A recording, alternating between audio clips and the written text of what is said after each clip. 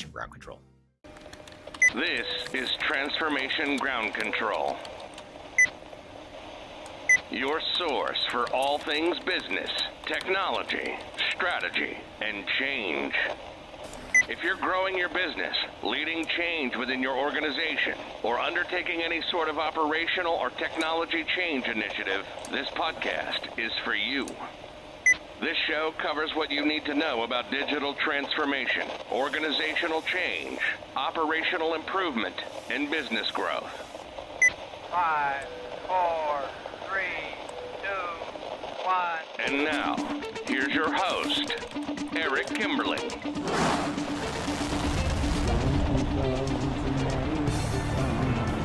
Hello, welcome to Transformation Ground Control, episode number 118. This is the podcast that comes out every week, every Wednesday, that discusses all things related to digital transformation, including the strategy, people, process, and technology sides of change. My name is Eric Kimberling. I'm the CEO of Third Stage Consulting. We're an independent consulting firm that helps clients throughout the world reach their third stage of digital transformation success. And my co-host, as always, is Cheatham. Kyler, welcome back to the show. Thanks for having me. Excited for today's episode. As am I, as always. Great show we've got in store for you today. Some great guests and great conversation.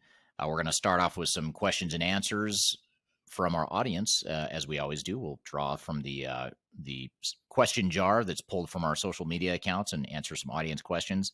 We'll also get into 4 ways that CIOs are rethinking digital transformation here in the 2020s, as well as 6 sciences and tech innovations that have the ability to transform our lives. Those are a couple of the hot topics we'll open up with in the opening segment.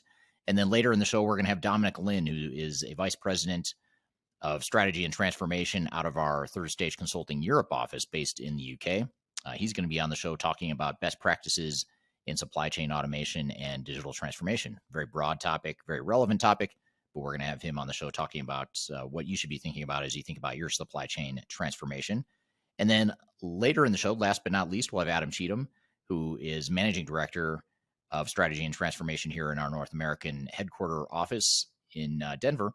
And he's going to be on the show talking about SAP implementation failure epidemics, or the SAP implementation failure epidemic that we're starting to see here in 2023 that seems to be gaining quite a bit of steam. So we'll have that conversation with him later in the show. But before we get started, or before we bring our guest on the show, what questions do you have for me to get us started here, Kyler? Yeah, absolutely. Well, let's get started. And they're not just for you, Eric, no offense, but they're also for the audience.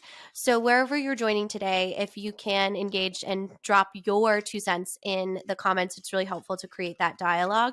Also, just a reminder, on any platform in which you follow Eric or Third Stage, I do go in and pull out specific questions. So if you'd like to ask Eric a question on this podcast, you can tag me at Kyler Cheatham on any platform that you're joining us from today, and I will be sure to ask them. So let's get into it. This will take some of the pressure off me, too, by having the audience answer the questions. That way, I know. botch the answer. And I have to start. Yeah, right. If you get a little out there. And I have to start, Eric has created a trend. It's called Elvis versus the Beatles. If you've been joining on some of his recent live streams or any sort of engagement. So we have to start every episode now for at least the next couple with Elvis versus the Beatles. Would you rather listen to Elvis for the rest of your life, or would you rather listen to the Beatles for the rest of your life? So drop that little would you rather in there while we start. And to give credit where credit is due, you actually started that trend in last week's episode. So we'll keep it going, but thank you for giving me credit for something I didn't come up with. Yeah. And I can't take credit either, because that wasn't one of my questions. It was one of our audience questions. And that's why, we asked you guys for all the good content, because we like to steal it and repurpose it and, re-engage with it. So it was actually one of our audience excellent questions. Okay. I did not realize when it came in. Yeah. So thank you for whomever asked that. You can have all the props there. And we're going to create a hashtag Elvis versus Beatles. So on anywhere you're joining. It'll be trending here soon enough. Yeah. So this question is from your YouTube channel, and it was a longer question that I kind of summarized because I think it's a really, really interesting talk track here. So what is the value of having all the modules in an ERP package, accounting, finance, manufacturing, all of the different modules from a single ERP vendor versus a variety of different modules from maybe best of breed vendors or those types of things. Yeah. So in general, historically, the benefit of an integrated ERP system is that you have modules that tie together relatively seamlessly. It's never seamless, really, but it's more seamless than if you have a best of breed solution, or at least it can be. Um, a lot of this depends, though, on the vendor you're talking about, because some vendors are more integrated, or some products are more integrated than others. If you look at a product like, let's say NetSuite, Oracle NetSuite, that's a very integrated product. I mean, it was built from the ground up with these different modules built in the cloud. It's pretty mature product. Say what you will about the pros and cons, or whether or not it's the right fit for certain organizations, but as a product, it's pretty solid in terms of providing that integration. But then you look at other systems, like I'll pick on SAP and Infor as two examples. Those are two companies or two vendors that offer a similarly integrated ERP system with multiple modules, but most or many of those modules were acquired in acquisitions, and they're really standalone systems that just happen to be owned by the same vendor. So you have to distinguish between a really integrated product versus an integrated vendor that's selling you multiple products and trying to sell you as though it's a single integrated product. For example, if you go with SAP, and you're implementing HR, technology, and procurement, you're probably going to implement SAP S/4HANA as the core ERP, but then you're going to end up with Ariba as their procurement solution. You're probably going to end up with SuccessFactors as their HR or HCM solution. You might end up with Concur as the time and expense reporting solution. These are standalone systems that, yes, they've built integration points with the core S/4HANA platform, but for all practical purposes, it's a best of breed option. It just so happens that SAP owns all those options. So you have to be careful and not overstate the benefit of buying products from one vendor when in fact you might be getting a best of breed solution. So there can be benefit, but you just have to make sure you're looking at the right vendor.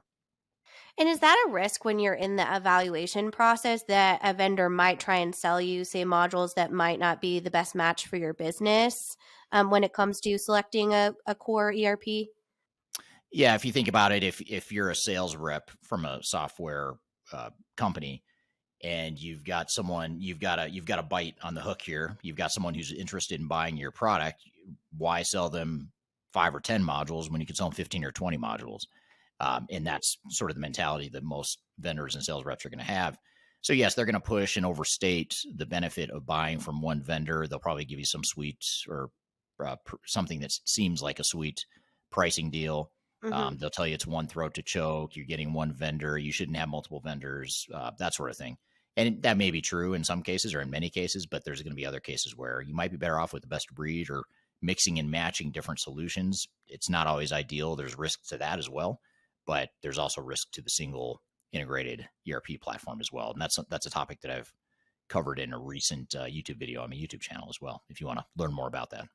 Absolutely. And we'll pop that link here in wherever you're joining from the chat. So I put this very long question in here a couple weeks ago, so I feel like we have to get to it, but I don't even remember what it says. So we'll all find out together. This should be good. I know, right? It's like a half sheet of paper. So, so this is comment and question. Consultants can't change your business processes and your people. You can't rely on consultants to be successful as a company. You must commit to their people and their time. So more of a comment, but wanted to kind of bring that out in saying the importance are kind of identifying the role of the consultant when it comes to their influence and their circle of influence and actually creating change within a digital transformation or company culture in general. Yeah, that's a great question. And it's one of the things that can be frustrating for some consultants, and it can also be frustrating for companies that hire consultants, in that consultants can't change a business process or can't change a company. They can certainly make recommendations and do the analysis and make recommendations around how they think the organization should change, and a good consultant will do that. But at the end of the day, it's ultimately the organization itself that makes those decisions, and sometimes they listen to consultants, sometimes they don't. And if you think about it, a organizations should not blindly listen to any consultants, especially all the consultants they hire, especially ones that have self-interest or motivated by, their own economic incentives to sell more software or sell more technical consulting services or whatever the case may be. There's always a self-serving incentive that you just need to be aware of. So, yeah, I agree with that comment. I think it's something that you can, you can ensure that you're getting the value out of consultants, but ultimately you have to make the decisions at the end of the day. Absolutely. Very, very well said. And interested to hear from the audience on that. Is it incredibly frustrating when you can't get a business to change or when you have a bunch of consultants? So let us know your experience in the comments here. Let's do one more here. So this is kind of along the lines, of the best of breed versus single ERP, kind of different scenarios. What about the cost difference between best of breed and single ERP, especially when it comes to the customizations that are needed when you look at a bunch of different solutions and interacting together? Yeah, that's a very real cost and consideration you need to factor into your analysis of your different options for sure. But I'd argue too that there is also a hidden cost in addition to the hidden cost or the potential hidden cost of customizing and integrating solutions or multiple solutions. You also have the hidden cost of trying to force fit an integrated ERP system that just by definition, yes, it's fully integrated, or it can be fully integrated, but it's probably not going to give you every capability you need in every part of your business. You're going to end up making trade-offs, and there's going to be costs associated with that.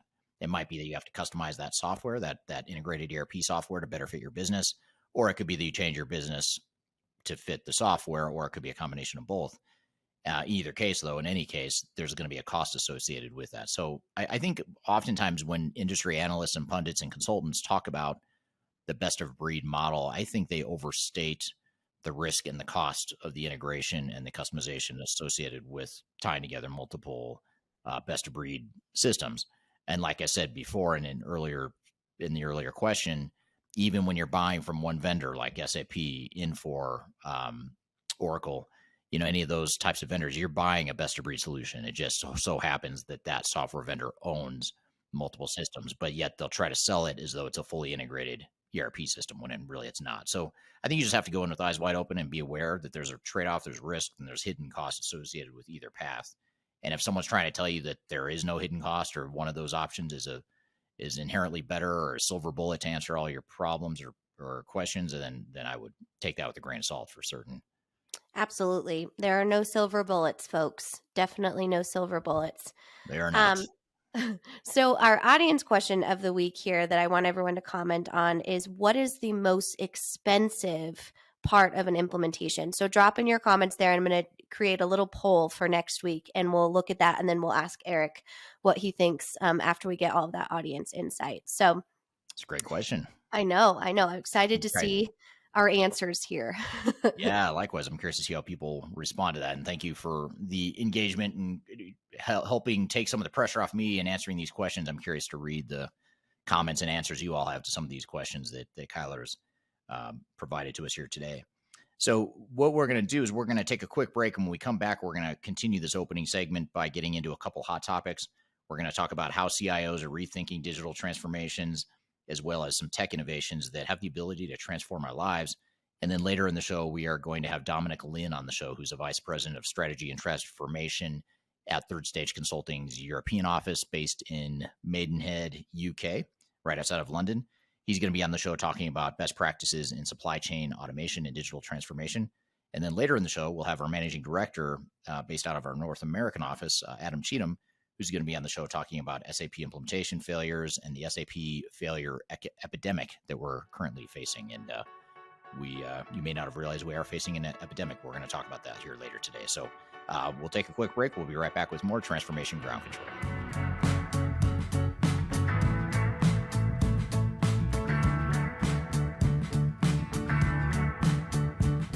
If you are aiming for transformation success, turn to Third Stage Consulting Group. Third Stage's independent and technology-agnostic consulting team helps clients define their digital strategies, define their roadmaps, and manage their transformations. With offices in the US, Europe, and Australia, our team helps the world's most forward-thinking organizations through their transformation pitfalls and risks. If you are embarking on a digital transformation or business change initiative, contact Third Stage Consulting to see how we can help you reach the third stage of transformation success. Learn more about us and download independent reports, videos, and other best practices at thirdstageconsulting.com.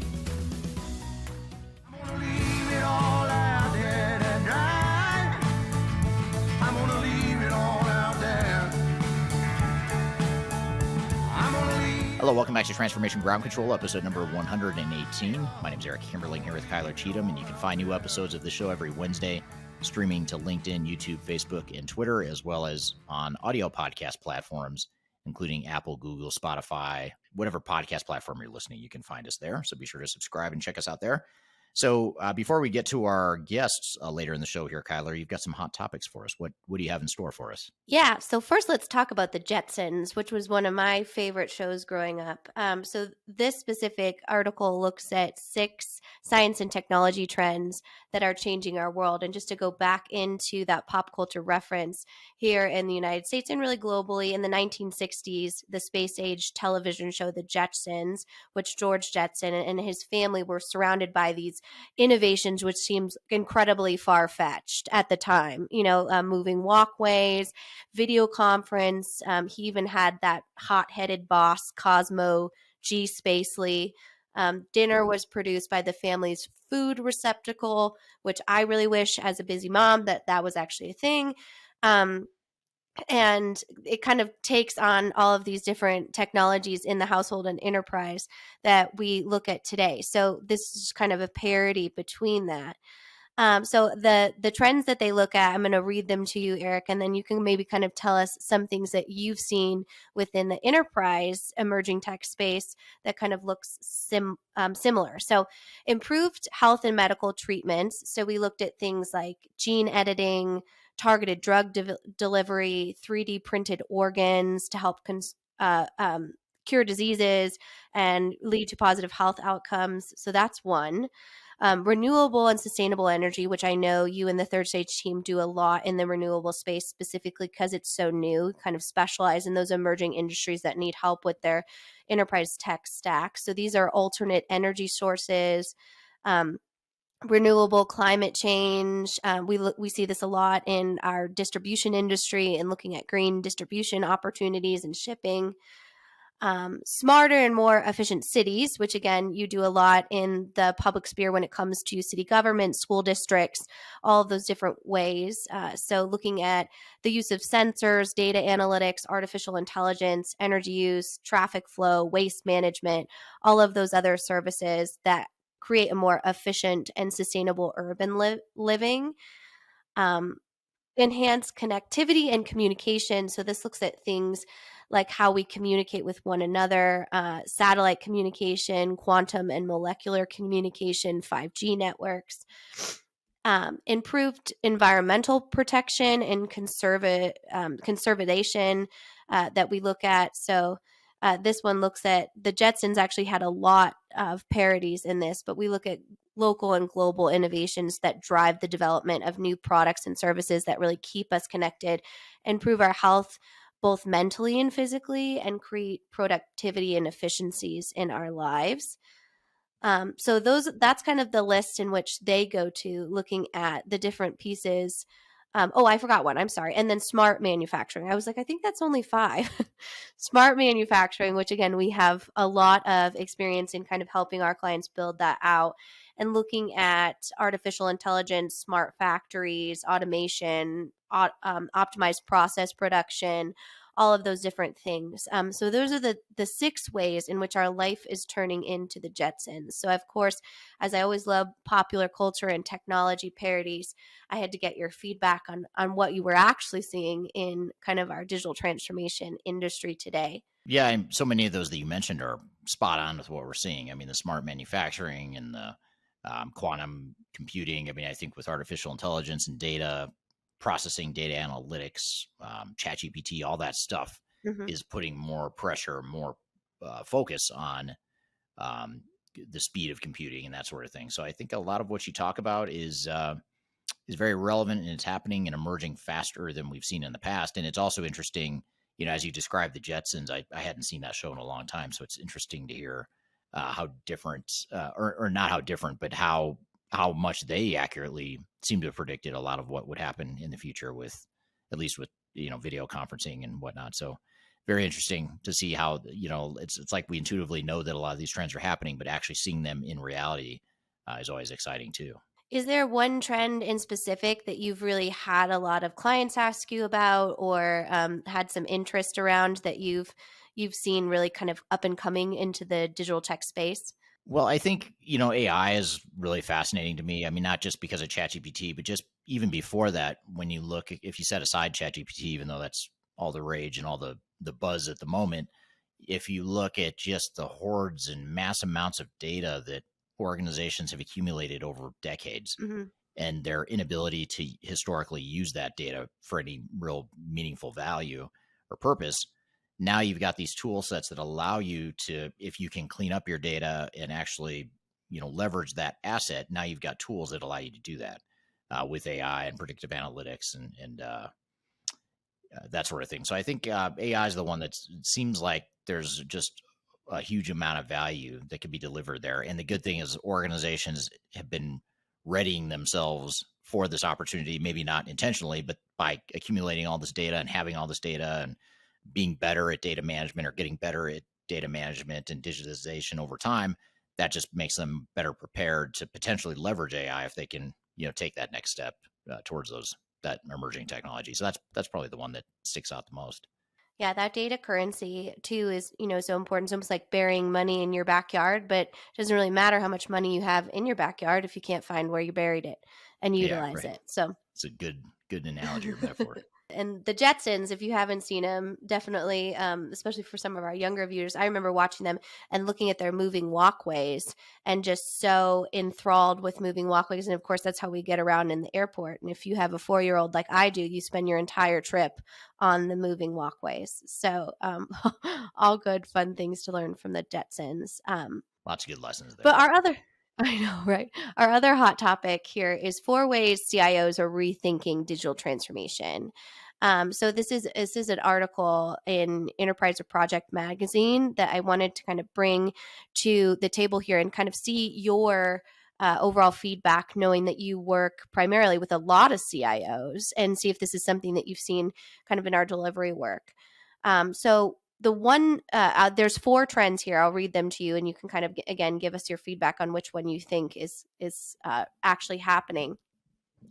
So crafting an automation strategy with a scalpel. And I think this is a really interesting reference because automation strategy is such a really gray term. And it's not often understood until you really kind of get in what is automation? What does that look like? What is the automation process mapping? What are the tools in which we use to automate? So this trend is really getting into the granular and understanding what different types and layers of automation you have. Interesting. Yeah. The second is low code is solving the build versus buy conundrum. So we've talked a lot about low code tools, specifically with an enterprise technology portfolio, and they can, according to this trend, eliminate that false choice between buy and the flexibility of build. So empowering those that are closest to the business to kind of map out those processes and negate the task of the need for developers. So it's a trade-off that you kind of have to look at what's right for your organization, obviously. So you either lose those competencies or those high technical positions in-house and have a low-code tool that empowers the rest of the business, or the developer productivity can also increase when you have kind of the bandwidth of a low-code infrastructure. Number 3 is enterprise grade security can support both scale and velocity. So this is a pretty straightforward one that I know you talk a lot about. but digital transformation projects can actually materially enhance enterprise security while delivering business value at the same time. So that two-pronged approach of securing your enterprise while making your technology more efficient and drive that ROI. And the last one is architecting for total experience. And we kind of talked about this a few episodes ago. So across the entire organization, from legacy and cloud applications, diversifying endpoints, and that's efficiencies within the internal operations, but also for the customer experience as well, and focusing on kind of that customer first mentality. So those are the four kind of shifts that this specific research has seen in digital transformation when it comes to CIO or leadership thinking. So what is your reaction to that? Well, I think at least 3 of the 4 make a lot of sense. The first one I didn't fully understand, how that translates into reality, but I think the other 3 may make a lot of sense. I especially like the low code, no code as a alternative to the buy versus build debate. It sort of gives you a middle ground, which I think with a lot of debates in the tech space and other aspects of life too, for that matter, tends to be an overlooked gray area or middle ground oftentimes. So I think that low code, no code option is a good one, to help you get the best of both worlds in some ways. Be curious to see how over time that materializes into reality as more vendors incorporate that tool set into their vendor or into their products. But I think that's a great one, and certainly the focus on cybersecurity is another. That's definitely a hot topic. And then the last one you mentioned, what was the last one again? It was related to the last one was architecting for a total experience. So from internal to external and all of those different points in between. Yeah, I like that one too, because it's not only focused on everything, but it's focused on your business and sort of business outputs and business interaction with customers, customer experience, employee experience. Really I think it gets us focused on the right things and gets our mind off the things that don't matter as much or that we dwell too much on sometimes. We tend to dwell at times on the technology way too much, and this is a good way for us to refocus or rethink how we're approaching our transformation. So I think all 3 of those, the numbers 2 through 4, I think are super relevant. Maybe we could come back to number 1 because I didn't fully understand the scaffolding. I think it's probably just, me, I love a good buzz phrase. So when we look at things like RPA or other forms of AI and automation, knowing which tool makes sense for which scenario. So I think I've heard you talk about this a lot in understanding the fine tuning. So say you're going to order something, you're working with a chat bot, and you say, hey, when is my order going to get here? But that overall phrase hasn't been layered into the chat bot's coding. So they say we can't help you. We can't help you. Very, similar to what that looks like as far as when automation makes sense and not to over automate. So, yeah, that makes a ton of sense. And so it's about being selective in targeted and strategic in how you approach your automation initiatives, which I think that makes total sense, because again, you look at what some of the common pitfalls are. One of the biggest pitfalls that organizations have is that they bite off more than they can chew. They buy a bunch of technology that they're never going to use. It sits on the shelf, doesn't add value, overcomplicates things. Whereas here, you're kind of leading with the business again and focusing on where are we going to get the most value, where's the low hanging fruit, and allows you to to focus accordingly, which I think is definitely a good thing for sure. Absolutely. And turning back to the audience to round out kind of our hot topic conversation here, if you were a CIO, what is the number one initiative you would focus on if you were going through a digital transformation? So again, I'll ask Eric that question next week when we come back, but definitely interested to hear from you. And if you are joining on our audio platform, you can tweet us your answers. I pull those too at Third Stage ERP is our Twitter handle. You can also tweet Eric at Eric Kimberling as well. So we'd love to hear from that community too. Yeah, and certainly if you are already a CIO and maybe you are going through a digital transformation, I'd love to hear. That'd be even better feedback from those of you that are currently in that journey as we speak. So it'd be great to get your feedback. Well, good. Well, thank you for those questions and the stimulating hot topics and conversation there. And I'll be curious to see what the audience has to add to that as we go through the episode here. We're going to shift gears a bit and take a quick break. When we come back, we'll have Dominic Lyne on the show. He's a vice president of Third Stage Europe, based out of just outside of London in the UK, and he and his team there handle our European clients at Third Stage Consulting. So any of our team members or clients that are based in Europe are handled by Dominic and his team. We're going to have Dominic on the show talking about best practices in supply chain automation and digital transformation. And then later in the show after Dominic, we'll have Adam Cheatham on the show, who's managing director here at Third Stage Consulting. He'll be talking about SAP implementation failures and some of the lessons from those failures. So stay tuned for that as well. We'll take a quick break. When we come back, we'll have Dominic on the show. You're listening to Transformation Ground Control.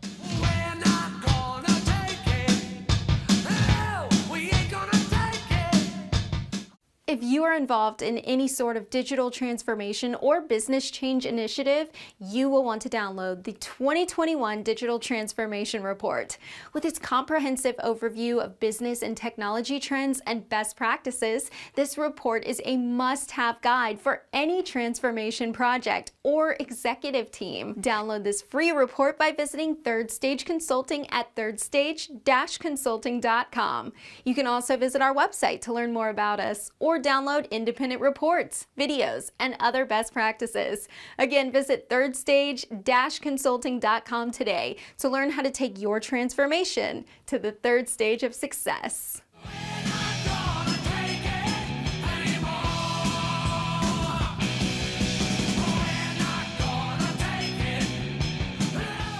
Hello, welcome to Transformation Ground Control, episode number 118. My name is Eric Kimberling here with Kyler Cheatham. You can find new episodes of this show every Wednesday on YouTube, LinkedIn, Facebook, Twitter, and audio podcast platforms throughout the world. And those new episodes come out every Wednesday, as I mentioned. And be sure to check us out there. Be sure to subscribe.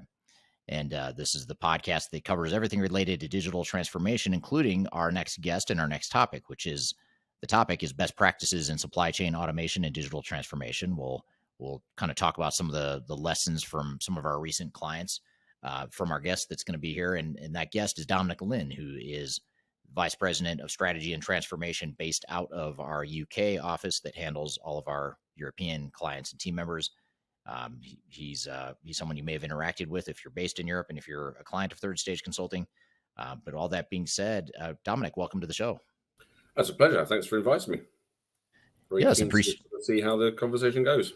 Absolutely. Appreciate you being here late in the day, your time. And what better person to discuss this topic of supply chain automation than you and digital transformation? I know this is something that is near and dear to your heart and something you have a deep background in. But before we get into some of these questions I've got for you about supply chain automation and digital transformation, maybe just tell us a little bit about your background and your upbringing here in the whole world of supply chain and digital transformation.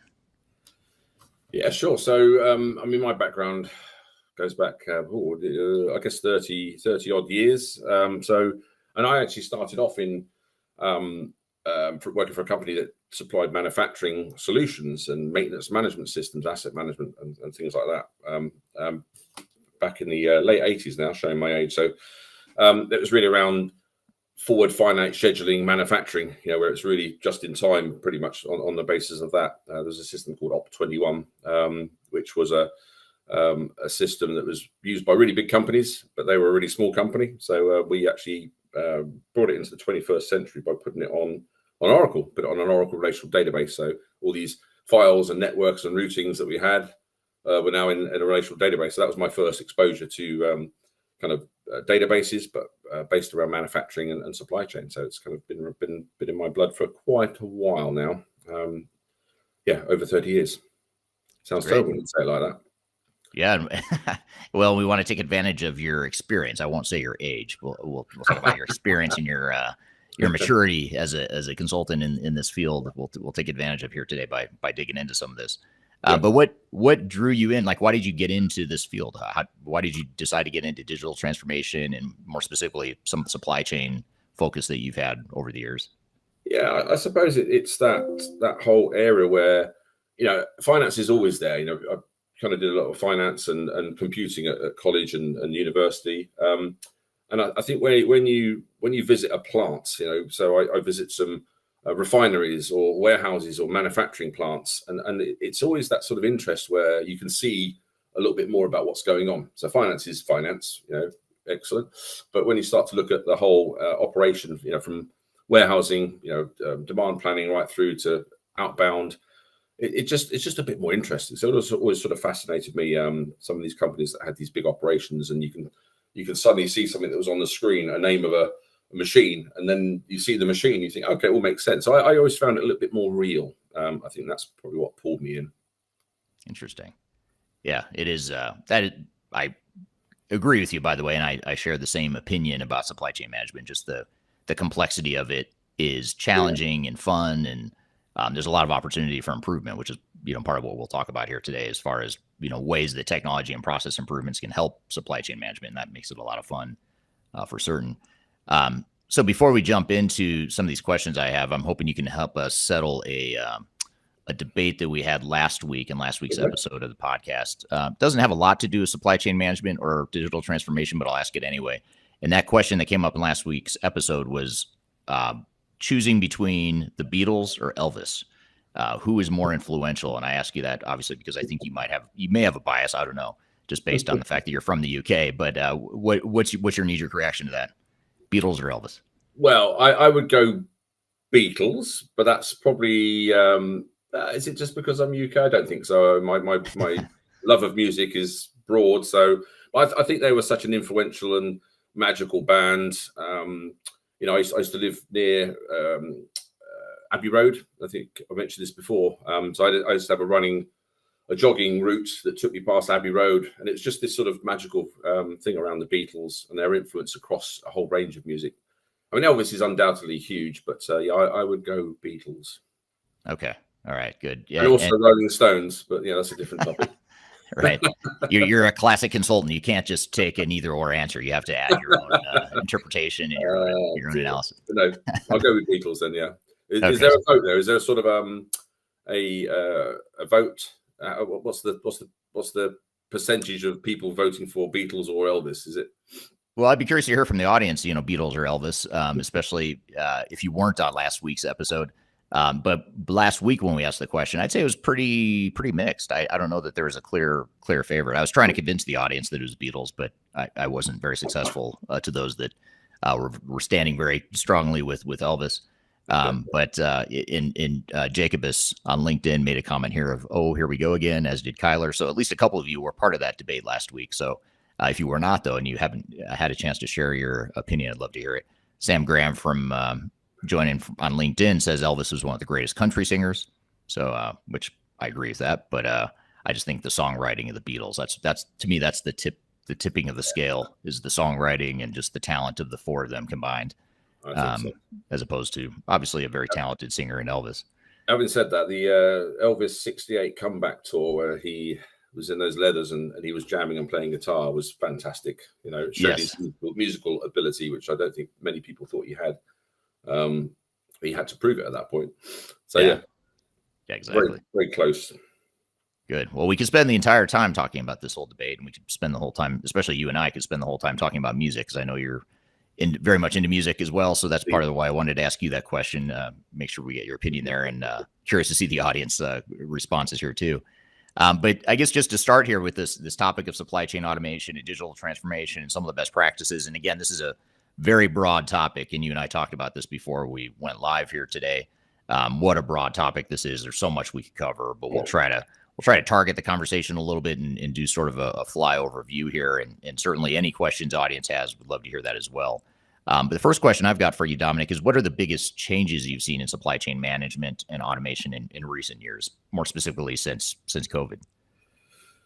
Well, that's probably the key word there. It is a wide topic, and things have been improving for years with supply chain. But during the pandemic, we saw a shift of people's what people were doing and companies were doing and how they're using technology. So for me, I think it was really around the confidence in the supply chain. So people were moving from we had a couple of clients that went from a low stock model to a high stock model, and had to sort of buy more space and their capacity planning, etc., was all different, and then trying to sort of wean themselves off that now. So that's kind of, I guess it's a blip in the roadmap of supply chain over the last 20, 30, 40 years, but it certainly sort of made a dent. So I think really where you're now looking at the digitization of all these different areas, with obviously this back office that's been digital for a while, but you've got now the front office, things around digital stores, Salesforce do good digital storefronts, and you've got the Shopify, etc., and Amazon fulfillment, etc. All those things are starting to tie up, and it's kind of made a difference to the supply chain model over the last few years. But I think some of the areas I've seen people struggle with is this really end-to-end. There's been a bit of a disconnect. So you get some companies that have a very complex demand planning and forecasting model, where it's based on data and it's really accurate, and then they have planned orders, planned purchase orders, distribution orders, make to orders, and all that sort of drips through nicely. You have to make changes as you go to accommodate your demand planning. And others that have really done it where they just do a almost like a revenue-driven buy plan. What do we want to make? We want to make an extra 5 million this month. All right, here's what we need to buy for that. And they're just sort of buying it and trying to sell it. And I think that sort of disconnect. So then sometimes the factory doesn't see what the demand plan is across different product types, what raw materials they need. It's that sort of disconnect sometimes when it's all linked. And then it gets to the factory and then the warehouse and transport. So I think that's where the market is going, to try and automate all these. And really with this digital footprints, we should be seeing a lot more of that. But the clients we've been working with across the board haven't quite got that sorted out yet. And that's kind of one of the trends, I think, for supply chain. So this trend that you mentioned about stockpiling, for lack of a better word, stockpiling excess or extra inventory, is that happening primarily because of the shortages that have been experienced throughout the supply chain? It's a way to mitigate that risk or hedge against that risk, or is it because organizations themselves don't have good visibility into what the supply chain needs are, and so their response to that is just to stockpile inventory? Or is it some combination of both or something different? It's both. If you haven't got good visibility of what your demand is, and what your supplier's capacity to meet that demand, and how you put that whole together, and you're available to promise, you're capable to promise, a lot of companies aren't doing that. I think the pandemic showed up some of those fragilities in the supply chain anyway, and where the software, some of the investment in software, a lot of people are still running old legacy systems. We're still getting people who are on old systems that haven't updated, and they're doing it as and when they need to. But they've got away with it for years. Maybe they've got a good model around, they've got some manual processes, they managed to do it and it seems to work and they're making money. So why change it? And I think the pandemic forced people to change. And there was, where the system was creaking, the pandemic just magnified it, and you either collapsed or you changed to support that. And of course, the pandemic made people think, okay, the work from home, the technology, we need to sort of upgrade. And I think that started this whole, it's been on the cards for years, but this revolution of right, we need to get technology. Technology is really good, around AI and blockchain and all these other facilities that we've got. And I think people are starting to see that they do have to move towards that. And the cloud, I know the cloud's sort of good and bad, and we've discussed it, and you've got various YouTube videos around that, whether the cloud is good or bad. But the technology is there to improve these areas. So I think, yes, partly people's reluctance to do it and relying on manual processes and visibility, but the pandemic definitely added to that. Interesting. Yeah. It seems to be the case. And do you see that with the clients we're working with now, both in Europe and elsewhere throughout the world? Do you see that dynamic shifting, or do you see things settling down as far as a more predictable, a more stable supply chain? Or are our clients still seeing significant disruptions and things like that? It's definitely getting better, but people are now worried that it might happen again, or they don't want to run out of stock, or so those models have changed, and they're not changing back completely. So I think people have learned a lot, and it depends on whether you rely on Far East and China to bring all your goods in, or whether it's part of your where you've got to align that with more local supplied products, which have to be assembled or manufactured. So it obviously depends on the nature of the business. Some people have fairly simple supply chains, which are quite robust. Others have very complex ones, as across food and beverage, FMCG, if it's fast moving, or you're making things that rely on parts that come from all different areas of the world, it's obviously much more complex. So, and that's where technology, is trying to help, but people need to get out of their silos, really. I think the other issue is people working in silos where certain areas, your sales team or merchandise team do it this way, your factory does it that way, your warehouse. I mean, warehouse and transport are probably a topic we need to talk about a bit today, and how they, operate together. They're so close together, but most of the time they've got a separate system. Transport and warehouse are disconnected quite a lot. So that's sort of got to change, really, in my view. And people are starting to move towards a better model for sure.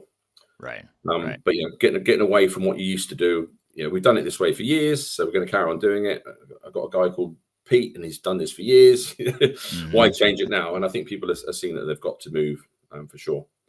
We're here with Dominic Lyne from Third Stage Consulting Europe, talking about best practices in supply chain automation and digital transformation. We've got a lot more to cover, but first we'll take a quick break. You're listening to Transformation Ground Control.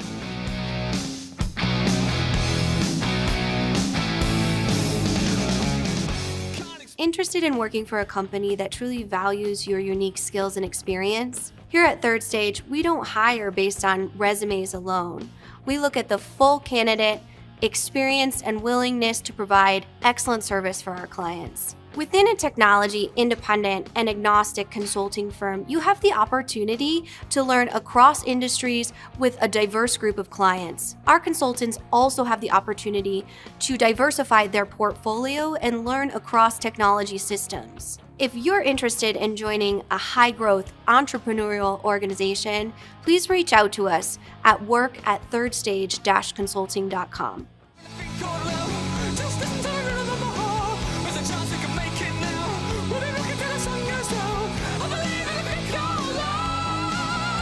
Hello, welcome back to Transformation Ground Control, episode number 118. You can find new episodes of this show every Wednesday on LinkedIn, YouTube, Facebook, and Twitter, as well as audio podcast platforms throughout the world.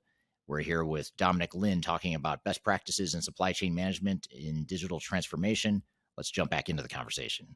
A lot of these global supply chains were built or established in the 90s or earlier. And you think about the 90s and early 2000s and as the global supply chain sort of came into maturity, and for a certain amount of time, it was very predictable. It was a predictable supply chain. You could get by with just having one supplier of a critical component, and there weren't any major disruptions in many cases. But then the pandemic certainly did expose that global supply chain model, to geopolitical or health pandemic-related issues. There's just a lot of things that in the world right now that are apt to disrupt a supply chain. You mentioned the pandemic. There's, war in Ukraine, war in other parts of the world that can disrupt a supply chain. So I think there's just a lot of things. There's just a lot more sensitivity and awareness, I think, that needs to happen when it comes to supply chain management.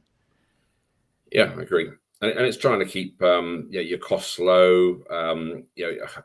Looking back to the old MRP2 days where it was infinite capacity, people just bought loads of stock, made loads of stock and stored inventory. And going back to when my manufacturing solutions started, that was the opposite of that, trying to say, okay, you need to work just in time and looking at the theory of constraints and, balancing the flow and capacity rather than just trying to, have loads of stock. So that's, I think people are going back to that, just stocking up too much now. And that adds cost across inventory and inefficiencies. And quite often, if you've got loads of stock, you think you can deliver quicker. And that's not always the case. If you're moving stuff around, you got to make sure all these warehouses or extra facilities that you buy are in your ATP. So, I think people have sort of shifted one way, and I've got to get back to kind of using technology to smooth out those issues. But yeah, it's a massive topic. I don't know what the audience thinks. Whether people are responding or anyone's got any sort of real life day-to-day issues that they've got. I know you're going to come to that anyway, but it's a very interesting topic, very wide and very difficult to get right for sure. Yeah, absolutely. And finding that balance between cost optimization, which has historically been a top priority for supply chain management. Now it's sort of shifting, not that cost isn't important, but now it seems like the pendulum is swinging towards, let's make sure we have stock and available, that we can meet available to promise dates and we can satisfy demand faster. And in those cases, it may be worth having higher inventory cost if it means that you can supply better service and increase revenue for It your is, customers. but it's got to be connected. So if your data is disparate and one department's doing one thing and another one's doing another, that data is not always shared. So or not fed into planned orders and things like that. So teams interpret things in different ways. And if it's not a true demand forecast, for instance, you might have to buy more stock, but that creates space issues. Capacity might not be able to be found fast enough, and the rapid changes to the model. And so it's that visibility and planning. It's all about planning, really. Sometimes people don't plan enough and they kind of react. But that visibility and confidence in your supply network, is key. Yeah, absolutely. And how you ship your order book. Again, you've got orders coming in, but sometimes you've stocked up, you've got new orders. Your order book is an issue. You can't always fulfill quicker just because you've got loads of stock. You've got to still find it, haven't you? Right. Or it's been used. Inventory allocations and how you do all that sort of stuff as well. Are really the complexities we've seen in the last couple of years. People struggle to get right, even though they've been doing it for years. How you allocate stock to orders and priorities and things like that. Yeah, absolutely. Agreed with that. And some ERPs do it well, others don't. So it's it depends how complex it is. I've seen people use systems that probably aren't built for that sort of stuff to do really complex ATP modeling. Again, that's part of the work we do, isn't it? Trying to get the right ERP system to the right clients based on your complexity models. Right. And redefine those processes and parameters and the way you run your supply chain, obviously, which extends not only to the technology, but also just your general business practices and processes and the way you're structured organizationally. All that stuff is impacted by how you run your supply chain, for sure.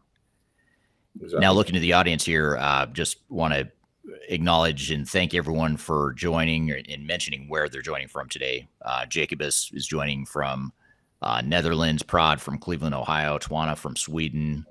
We have someone from Norway, Sam Graham from Spain, Aguiman from Senegal, Ryan from Denver, Colorado, Mayela from Brussels, Ezeldine from UK, Milad from Kansas City, Daniel from Hamburg, Germany, Usman from Qatar, Marco from Netherlands, Switzerland, Netherlands, Czech Republic, UA, Switzerland.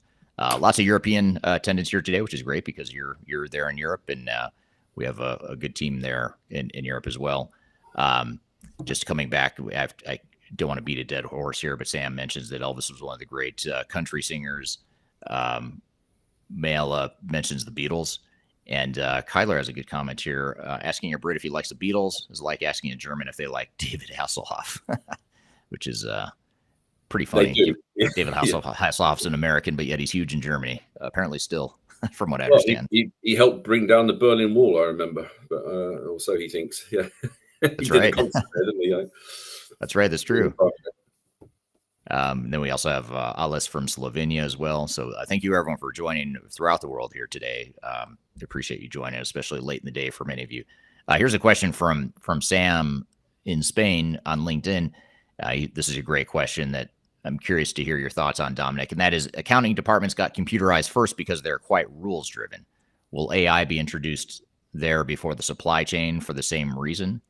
So, maybe talk about AI, just maturity of solutions. Maybe that's a broader way to look at it.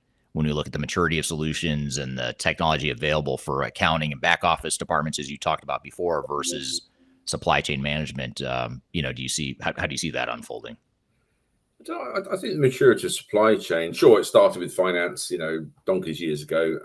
I think the manufacturing supply chain solutions out there are pretty robust. They're evolving as they go into the cloud. It's sort of, you look at the Oracle offering, it's possibly not as robust in the cloud as it was in on-premise. And I think a lot of them are going through that same issue. But yeah, I think the supply chain, manufacturing, distribution, warehousing tools are pretty good. It's just the uptake and people not really keeping up to date and using some of the new technology. You mentioned AI. AI is a difficult one. Most of the ERPs have got some sort of AI in them now, which seems to be helping. Although, I haven't really got much first-hand experience of how well that sort of helps in terms of, people's day-to-day jobs and helping with the automation, but it's supposed to help a little bit more with, the mundane tasks and automation. I think one of the more significant areas is possibly, some of the blockchain areas where we've been working with a shipping company, and not that they're using it yet, but we were looking at similar ones, and there's areas around, same with transport or shipping, where you've got to have lots of documentation in each port, and inventory and stuff like that of the products and where they've come from, etc.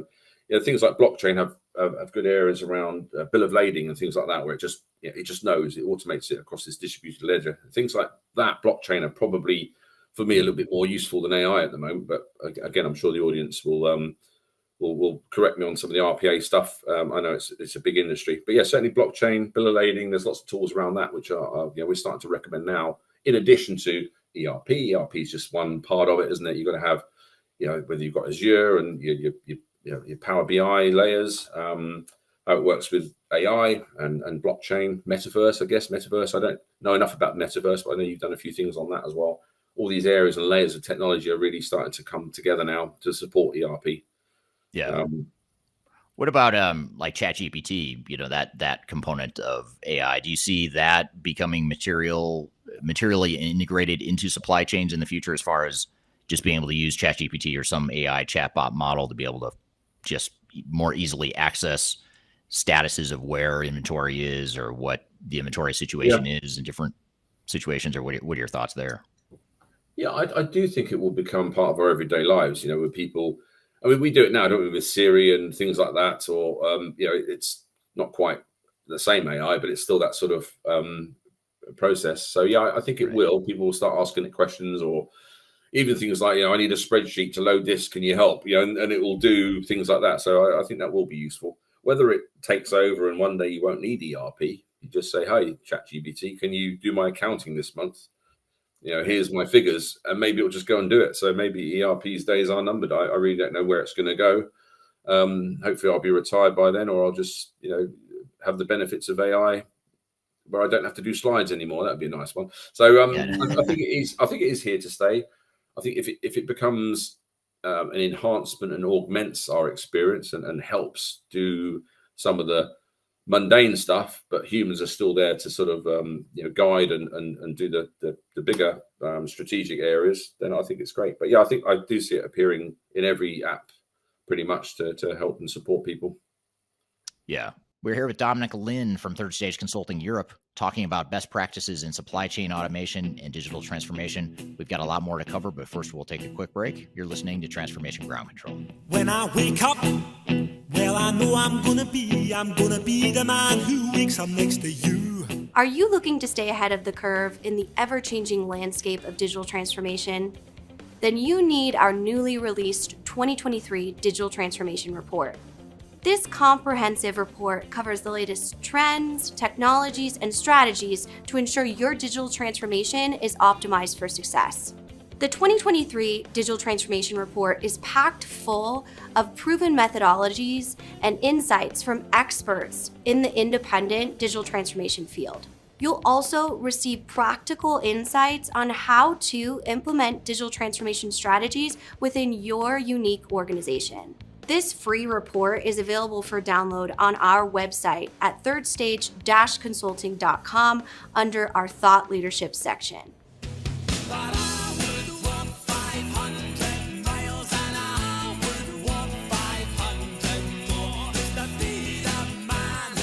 Hello, welcome back to Transformation Ground Control, episode number 118. You can find new episodes of this show every Wednesday on LinkedIn, YouTube, Facebook, and Twitter, as well as audio podcast platforms throughout the world.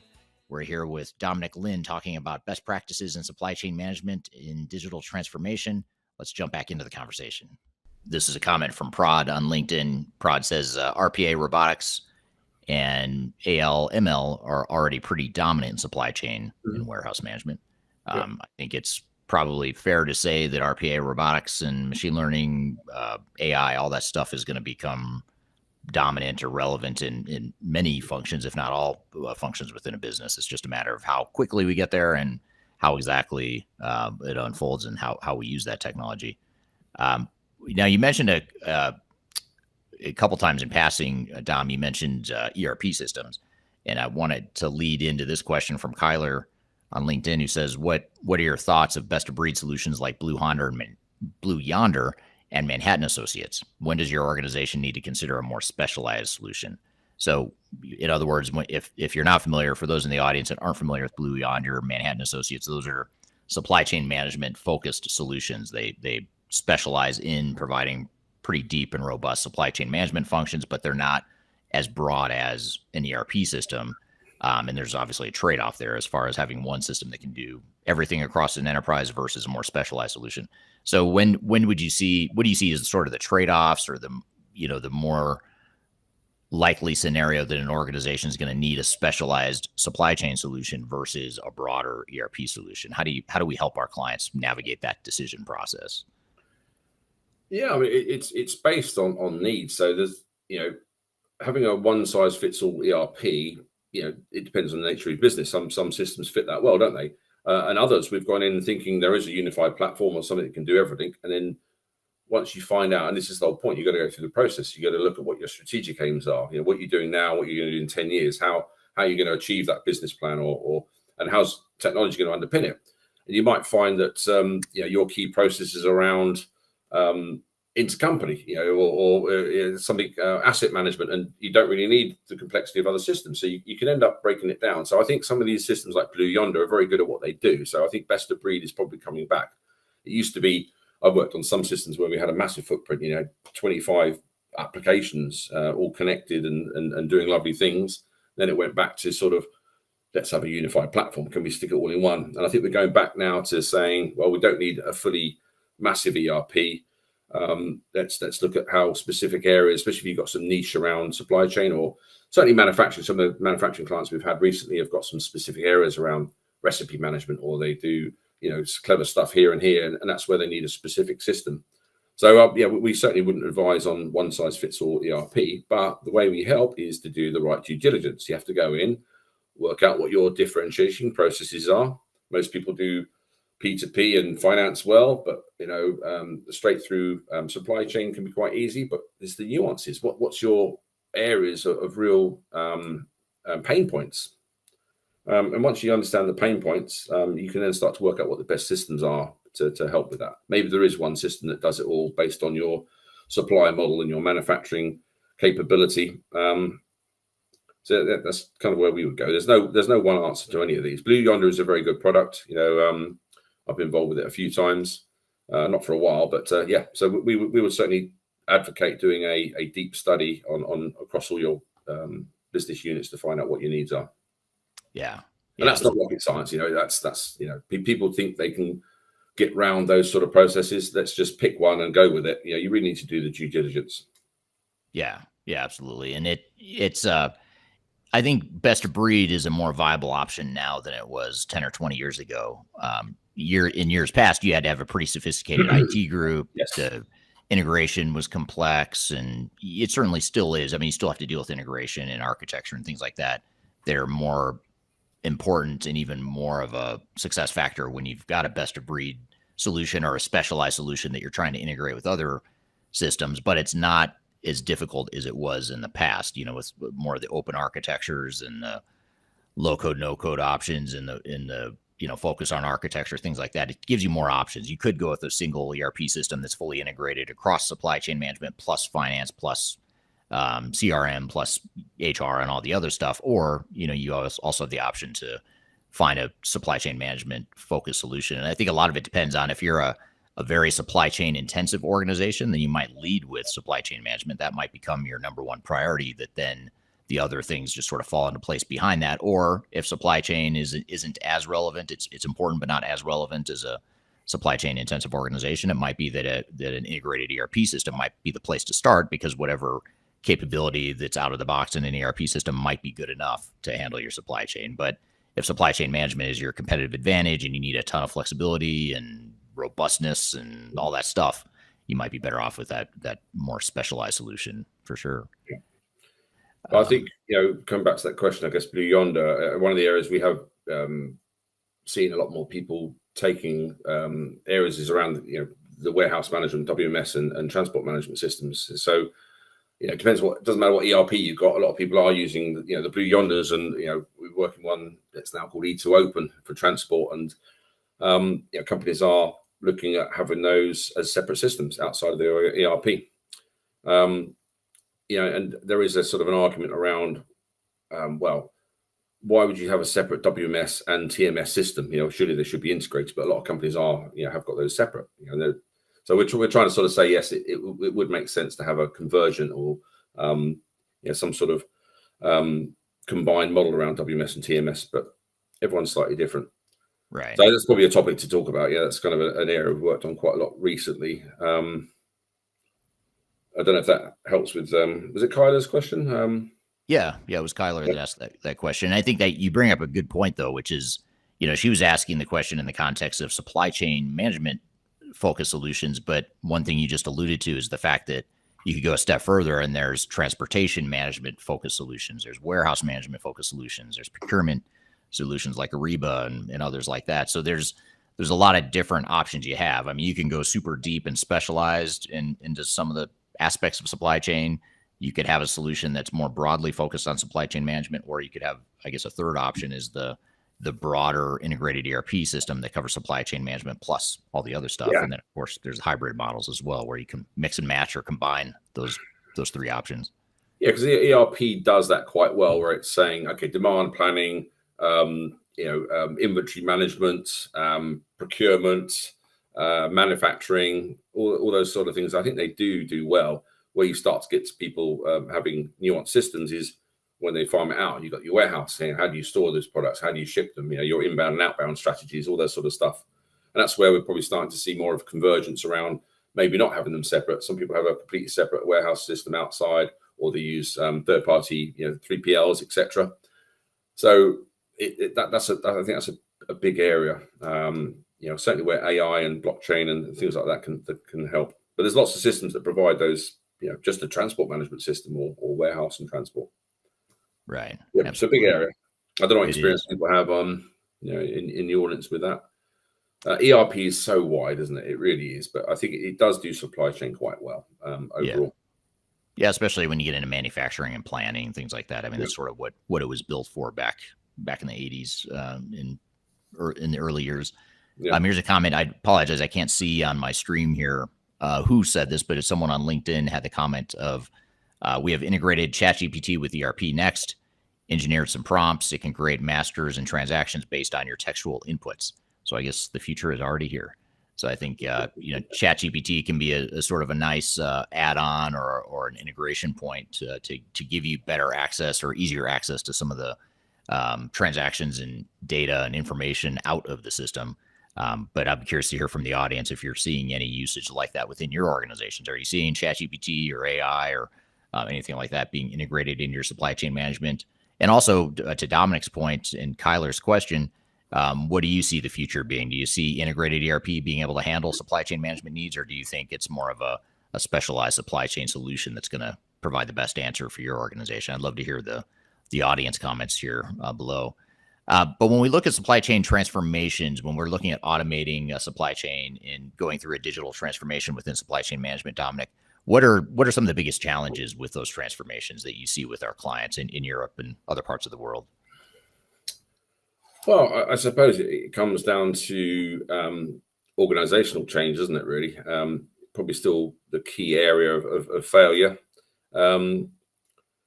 People changes. So, and I think trying to get people to stop. So a lot of the companies we still have manual processes. There's spreadsheets everywhere. Then we're saying, okay, as I said before, demand planning. A lot of people do it in a spreadsheet. Maybe it's partly on the system, but they download it.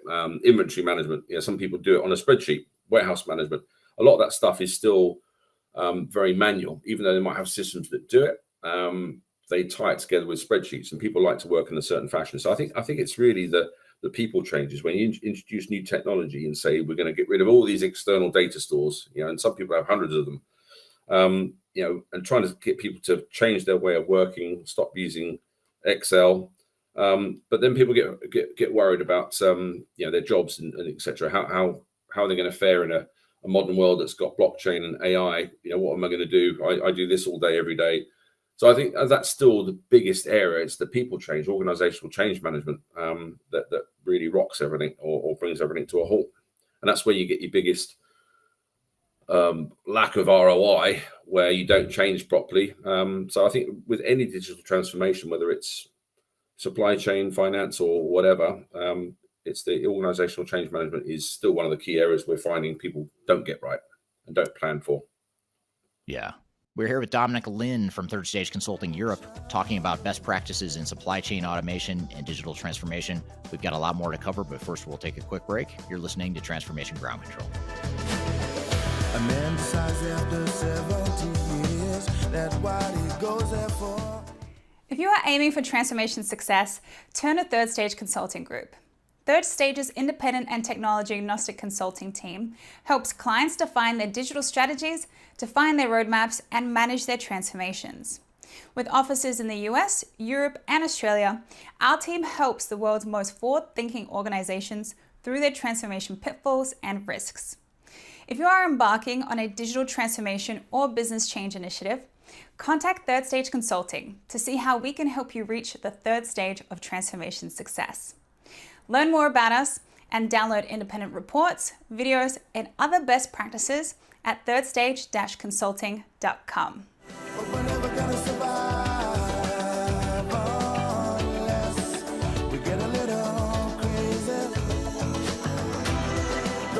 Hello, welcome back to Transformation Ground Control, episode number 118. You can find new episodes of this show every Wednesday on LinkedIn, YouTube, Facebook, and Twitter, as well as audio podcast platforms throughout the world. We're here with Dominic Lyne talking about best practices in supply chain management in digital transformation.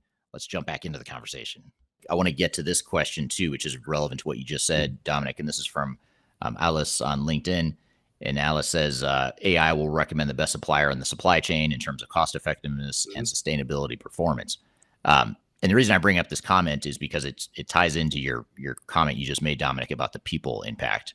And we have technology, clearly, we have technology that can enable this sort of capability that Alice mentions and some of the capabilities that you've mentioned, Dominic, around, ChatGPT and AI and RPA and just supply chain management solutions in general. You've got these great technologies that can do a lot with your supply chain, but ultimately it's your people that have to adapt to this new way of thinking and different ways of thinking, even in Alice's example here of finding the best supplier based on cost effectiveness and sustainability performance.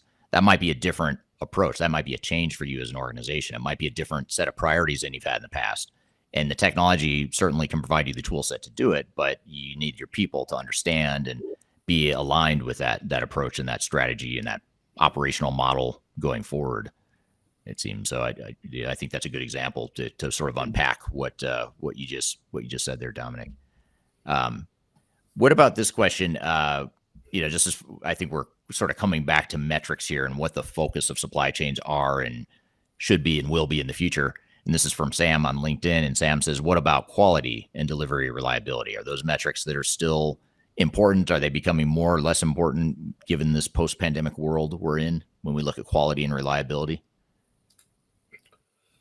Well, yeah, they sometimes fall out the window, don't they? If you're focusing on one area and quality goes out the window, but the delivery reliability, and again, I think it comes back down to the tail end of the supply chain when you're looking at warehousing and delivery.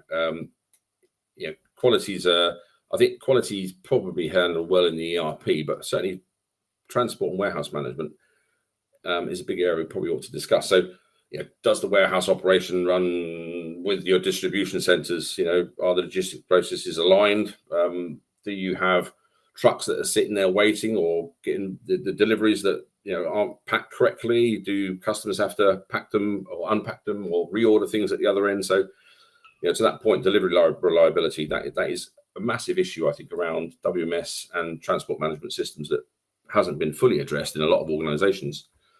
Does the customer miss out? Quite often, yes, they do. So, I mean, for warehouse systems, what's the point of a warehouse system? It's better control of inventory, lower material handling costs, lower stock held, so it helps manage that. But unless it's integrated with the transport management system, where your freight costs and your route planning, where you go off, and come back, and those sort of costs escalate, and the delivery times, delivery tracking, that's where a lot of customers aren't happy. They're not getting the right deliveries at the right time. So I think it's a good question. It's probably another session topic on its own. Yeah. So having that cross-department visibility, of warehouse to transport, certainly helps. And inventory allocation, I think we mentioned that before as well. So waiting times, demurrage, different ways to pronounce that, and the fines for missed delivery and waiting times. It's a huge area. We've got firms that have got massive weekly demurrage charges because they haven't worked that out. They tend to just live with it as part of their budgeting. Yeah, trucks wait, trucks get misdelivered. So I think cost of doing business. Yeah, cost of doing business. Yeah, but there are some huge savings to be had around that sort of area about improved, warehouse to transport connectivity. Right. Scheduling, vehicle scheduling, and depends how many trucks you've got and whether you've got your own fleet or whether you used outsource that or a combination. So yeah, it's a massive area for sure.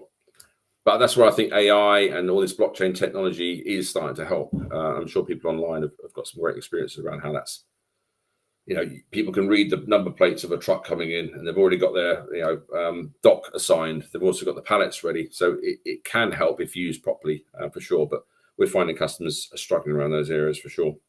Right. Yeah. Yeah. And then here's a comment from Prod on LinkedIn, and Prod says data governance plays a huge role in digital transformation. Governing data and approval processes for machine learning and AI recommended options and data will be interesting.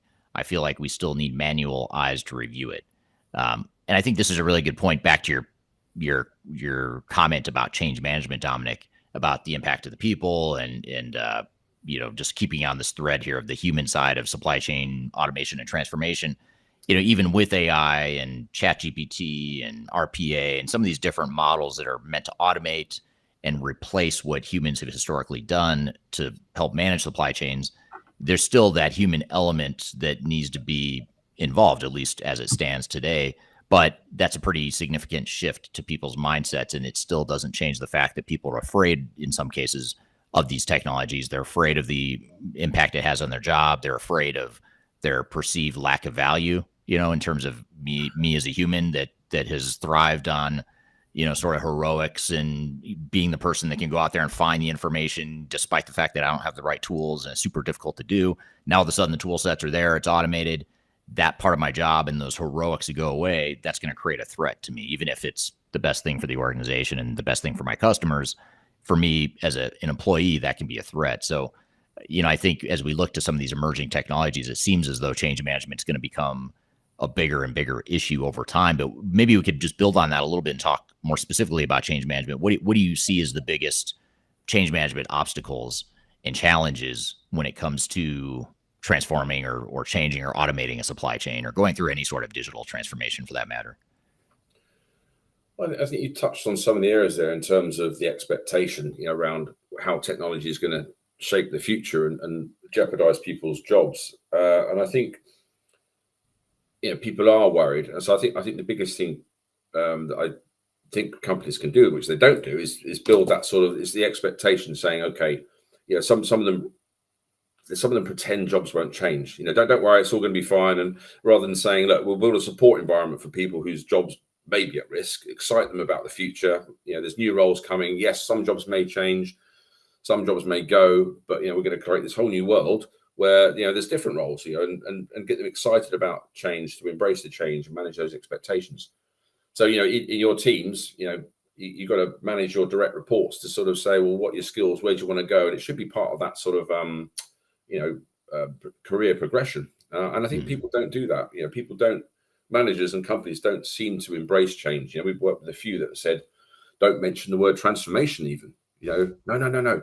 We're not changing the way we do. Well, yes, you are. You might not be changing your operating model, but you're not changing your business model. But you're going to change your operating model. But people are scared of the word transformation. We've seen it 2 or 3 times recently. Don't mention that. And I think that's a key misgiving, where it should be, look, we're going to transform. And this is where the strategic view, if you've done the strategy right, and there's a very well articulated business goal and strategy that comes from the top down, it's communicated well, people can see where the direction of the company is going. You need new tools to be able to get to that direction. And I think people can see that journey and they jump on the bus. If you hide things from them, don't do the strategic planning properly, then I think you're on a road to nowhere. It doesn't matter how well your transformation goes. If you don't use it or people aren't bought in, you become derailed. And it's a classic thing that hasn't changed for years. So I think there is an opportunity for people to just communicate better. The communication channels, and you can't hide things so much anymore. So why not use the communication channels that we've got and to communicate that vision from top down and pass it through the ranks and get people excited about change or a new world. I mean, maybe some people like to, well, I do the spreadsheet all day, every day, and I like to do it. Well, maybe they aren't the right people for your company. I hate to say that if that's what someone does, but if that's all you want to do, you might worry about it. But you say, well, actually, I don't need to do that 4 hours a day. Great, I could do something else. That's really the mentality you want. And perhaps, we can change people's thoughts around that. But it comes from the top down. It needs to be a decent vision that's well articulated. And that will solve a lot of problems.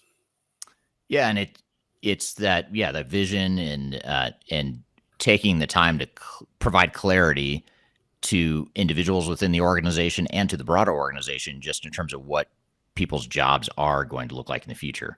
I think when you leave it to chance, or you sort of leave it open-ended that, hey, Dominic, I'm gonna give you this tool set that's going to make your job so much easier. It's going to automate 80% of what you do.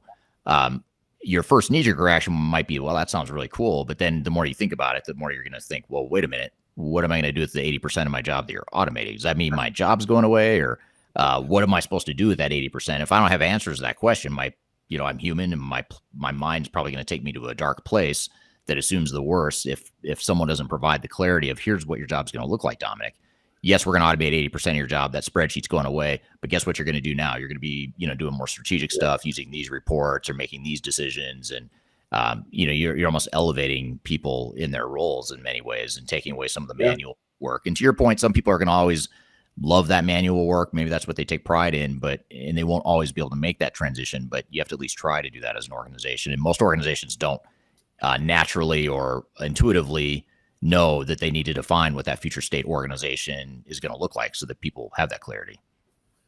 Yeah, and to be honest, you won't know that on day one. This is why, if you have a vision and it's well documented and well communicated, people go, oh, great, well, what does that mean? And then you have to start, the journey. You won't know what those roles look like. But you can start to do some of the groundwork. And I think in supply chain, that whole supply chain world probably is a bit more sensitive to it, because some of the roles you've got people in the factory who are packing, people in the warehouse who are doing put away and climbing up ladders, and some of those things go because AI and all that machine learning helps all that sort of automated putaways, and maybe not so much packing, but you've got machines for packing and labeling, and so some of those jobs will be at threat. Now, what do you say? Okay, well, 50% of your day was doing that. Now you can do something else. I mean, there probably is a different role for that person, but that's just a journey. You have to you can't know all at once. You have to take them on a journey. Create the environment, create the sort of support environment where people can find out what sort of roles there are there. Maybe they want to apply for a different job, or what would you want to do? Some roles will go, and that's just unfortunate. So I think certainly in supply chain, warehouse, manufacturing, it probably is a bit more sensitive because of those sort of low level roles you can get. But I think management have to just take that on board. It's probably better than thinking your job's safe, and then at the end of the day, you're told you're one of 50 people that are out the door, with no chance to sort of think about it, maybe embrace technology, apply for different jobs. And so, it's a very difficult world, Right. Not nice to lose your job, but the way technology is going, we're probably all going to be out of a job at some point. We're all going to have to change anyway. Probably everyone on this call will have to do something different in 3 years' time. Right.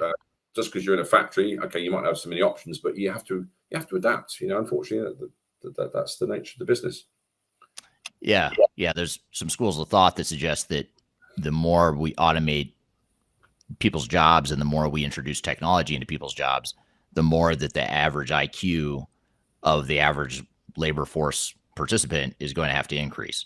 So in other words, you're going to have smarter people, and people's IQ is going to have to either come up, or the economy is going to be more dependent on people with higher IQs because of the use of technology. So it's sort of like you have to be able to adapt to that. And we as organizations and leaders, though, have to ensure that we're providing the tools and the leadership and the guidance to help the labor forces in our respective organizations to get there. What about... Oh, sorry, go ahead. I was going to say, I think so, but it should help you make better decisions, quicker decisions, So, the person who's doing the put away, okay, they're not doing it anymore, but they might be able to spot issues or process the data in a different way and add value. It's all about adding more value to the business rather than just doing something that's mundane that a machine could do. So I think it's overall a good thing if we manage it properly. The problem with AI and the way technology is and society in general is the changes are too fast. Today it's like this, tomorrow it's like that. We don't have time to adapt. And I think that's where humans on the whole are going to fall down, where we try to change, society changes, what our values are and what we think is good and bad. It changes almost daily. And technology is the same. It's probably moving ahead too fast, or it might do, where people can't adapt. So that's probably the area I see an issue, where we play catch up as humans, right? Whilst the machines are catching up with us. At one point they'll be probably as smart as us, but there's certain things they won't have the ability to do, I hope, which is why human intervention will still be needed. Yeah. If you think about it, this is a fear that's been around for decades. When robotics first started gaining prominence in the 80s, there's the fear that robots were going to take over our jobs. And, that was 40 years ago, and robots have taken over some jobs, but there's still plenty of manufacturing jobs and shop floor workers and people that need to operate the machines and the robots and all that stuff. It's just that their jobs look a lot different now. They're not doing as much manual labor as they did 40 years ago. So they've, the role of a shop floor worker has just changed in 40 years. And that's probably going to be the case for a lot of people, most of us, if not all of us, in the coming decades. So I think it's more a matter of how do we change, not so much are we going to become obsolete. If we don't change, we'll become obsolete. But I think it's more the risk is that we just don't adapt to the change along the way. I think so. We're here with Dominic Lyne from Third Stage Consulting Europe, talking about best practices in supply chain automation and digital transformation. We've got a lot more to cover, but first we'll take a quick break. You're listening to Transformation Ground Control. When things are big that should be small, who can tell what magic spells will be doing? Are you looking to stay ahead of the curve in the ever-changing landscape of digital transformation? Then you need our newly released 2023 Digital Transformation Report. This comprehensive report covers the latest trends, technologies, and strategies to ensure your digital transformation is optimized for success. The 2023 Digital Transformation Report is packed full of proven methodologies and insights from experts in the independent digital transformation field. You'll also receive practical insights on how to implement digital transformation strategies within your unique organization. This free report is available for download on our website at thirdstage-consulting.com under our Thought Leadership section.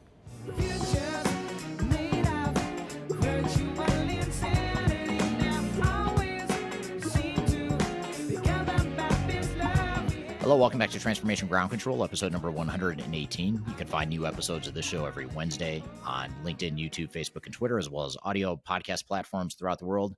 We're here with Dominic Lyne talking about best practices in supply chain management in digital transformation. Let's jump back into the conversation. When we think about, so we've talked a lot about change management, and it's hard to talk about change management without talking about business process improvement and business process management. So I want to get to this question here from Aguman on LinkedIn. And Aguman says, according to business process management and supply chain management, do you think that companies who adopted software without BPM could succeed? So in other words, if we just simply install new technologies and automate our supply chains, is that enough? Will we be successful, or do we need to go through a broader business process management or business processes initiative, improvement initiative, to be able to really leverage that value? What are your thoughts? Yeah, for sure. Processes will change for sure from legacy systems to new, and I think that's probably where some of the problems have been, where people try to over-engineer the ERPs to almost mimic legacy processes. You really want to say, get rid of that, start anew. It won't be wholesale change, unless you do, your processes are terrible and all manual. But yes, you have to do that. And the process re-engineering, I was a process guy years ago, and it's very difficult where you've got a system, people do training, you've got a process map that you've done in Visio, stick it on the wall.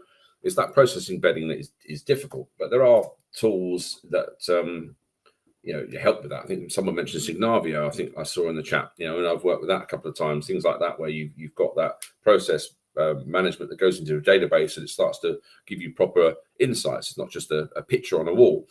There's guided learning tools, even BPMN, things like that, all that sort of notation where it's database driven are good, because embedding process is the hardest thing. You do your training. you got a new process, people seem to understand it, but then when you go live, those processes and thoughts need to be embedded. So you need to have stuff on the fingertips in terms of processes and changes, guided learning at all times, and that's one of the hardest things to do. So yeah, those that's always the way. So I think it's the old classic critical success factors: top management support, change management, business process re-engineering. It's been the same probably since year dot. And I think I've written a couple of papers on it myself, and I know you're interested in that area as well. They are still the key areas. You got to change properly. You got to manage your processes or change your processes, and you got to have buy-in across the organisation. Otherwise, things won't change. So, and I don't think it matters how much technology you get in those things. Technology should be able to help all those areas. Maybe not the top management support, but the other areas. But they still are key success factors for sure. Yeah, absolutely. I agree. For as much as technology has changed, there's a lot about digital transformation, supply chain automation that has not changed as far as what those critical success factors are and what you need to do to be successful in any sort of transformation. The good news is that hasn't really changed, but yet organizations still haven't figured out how to do those things well, unfortunately. So just to maybe wrap this all up and tie this all together, what advice do you typically give to organizations to help them get started on their supply chain automation and digital transformation initiatives? What are sort of those first steps that an organization can take to, figure out where they are in their current state and what they can do to get towards or start to take steps towards that future state of where they want to be?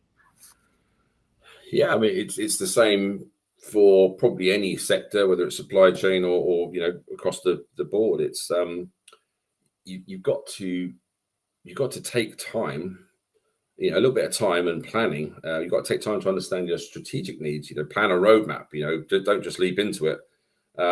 Do some good current state assessment, review pain points, because you'll find out areas that are sort of upstream and downstream. So you might have areas in warehouse or transport that actually affects your AP system, because they haven't got the data and they can't pay your freight invoices. And so, you really have to take time to see where the impact is upstream, downstream, and that you need a few months at least to sort of do a current state assessment, etc., and then set up correctly for success in a program.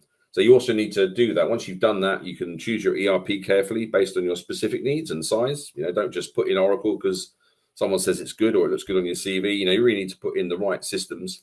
Is it an ERP? Do you go Blue Yonder or E2Open for different areas? Do you stick with what you got and just embellish it with better apps around it? There's no real shortcut. You have to choose your ERP carefully, do a decent assessment, feasibility study, if you like. There's no real shortcut to ERP success, and proper preparation must be undertaken. So I think that's always the case, and that's where we want to help people, and that's kind of the role we do. Organizations shouldn't begin any program without understanding those complexities and what skills you need in house. What the SIs and integrators won't do, and data migration, data management. So that strategy, what your transformation benefits are, all those need to be mapped out first. To enable the correct planning and budgeting, etc. So your business vision, your ERP strategy must align, and then you can leverage the power of ERP to make true business gains. Or what is the point otherwise? It has to make sense. It has to add benefit. Or why bother? Might as well stay doing what you're doing. Right. Yeah, absolutely. Very much agree with you on that, and that's why looking at the future state business processes, the future state organization, the future state technological roadmap, all that stuff, and taking the time up front to plan that out and to have a clear and concise plan on how you're going to do that all is so important. Yeah. Just a couple of closing comments here from the audience. These are really great comments, so I don't want to overlook them or wrap up without getting to them. Joanne on LinkedIn says that the new processes should be taught alongside the new button presses, getting learners into one iteration of training to understand how to operate effectively at Go Live. And that's a great point, that training can be a way to reinforce and to clarify what a new business process is going to look like. Not just how to push the buttons, not just how to do the stuff in the technology, but all the other stuff that we've talked about in this conversation around, if we're going to focus on environmental sustainability and choosing the right vendor, or supplier, or if we're going to look at cost or quality, or we're going to shift the way that we manage our supply chain. Those are obviously process improvements that we also need to bake into the training that shows people how they're going to do their jobs within the technology as well. Yeah, and that's why the business should sort of build the training packs based on maybe your UAT, because there's system processes, which I think we're defining, but there's also business processes. They're not necessarily the same thing. A business process contains system processes probably, and vice versa. So I think that's quite key. And some of these things around like Signavio and the guided learning you get shouldn't just be system processes, what to press. It's really how does that dovetail into an overall business process and other workflows and things like that. So yeah, it's a good point. And there are, guided learning, all those sort of things should help with that. Training is, I always find training, even when it's done well, unless you go live straight away, people forget and you have to keep retraining. So some of these tools and process tools and guided learning do help. Right. Good question. Yep. Yeah. And there's, obviously, if you're in Europe, that's something that Dominic and I can help you with. If you're a European organization, or if you're in other parts of the world, we've got offices in North America as well as Asia Pacific. So depending on where in the world you are, that's something the third stage can help with. We're independent, technology agnostic. So that's a way to get more of an objective advisory support level in helping with your supply chain and digital transformation. And then we'll get, this will be the last question we get to, just in the interest of time. It's from Sam Graham, and leave it to Sam to give us a really good closing question here. One last question. Is it true that Elvis is still alive and working in a third stage office somewhere? I can't confirm or deny that. That's all I'll say to that right now. And John Lennon as well. We were talking about John Lennon before we went live here, and John Lennon might also be working at a third stage office somewhere, alive and well, of course. They are, yeah. They are for sure. Probably in Europe, probably in our UK office, right? That's probably where they would be. All right. Thank you, Dominic. And thank you to the audience for the great questions and engagement in that conversation. Really appreciate all the feedback and input. That adds a lot of commentary or a lot of color to the conversation. So really appreciate that. We're going to take a quick break. When we come back, we'll debrief on some of the threads that we covered with Dominic here just a moment ago. And then later in the show, stay tuned, because we'll have Adam Cheatham on the show. He's going to be on to talk about SAP implementation failures, and more specifically, the SAP failure epidemic that we're experiencing worldwide here at the moment. So we're going to take a quick break. We'll be right back with more Transformation Ground Control.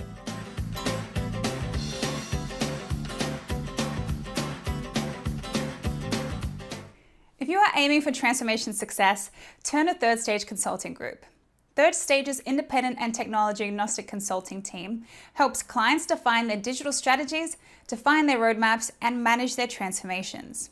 With offices in the US, Europe, and Australia, our team helps the world's most forward-thinking organizations through their transformation pitfalls and risks.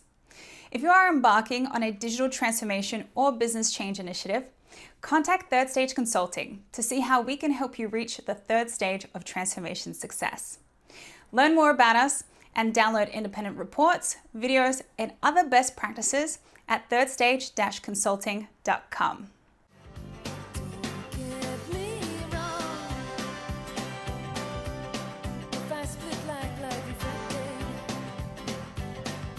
Hello, welcome back to Transformation Ground Control, episode number 118. My name is Eric Kimberling here with Kyler Cheatham. And Kyler, we just had Dominic Lyne on the show, and he talked about some best practices in supply chain automation and digital transformation.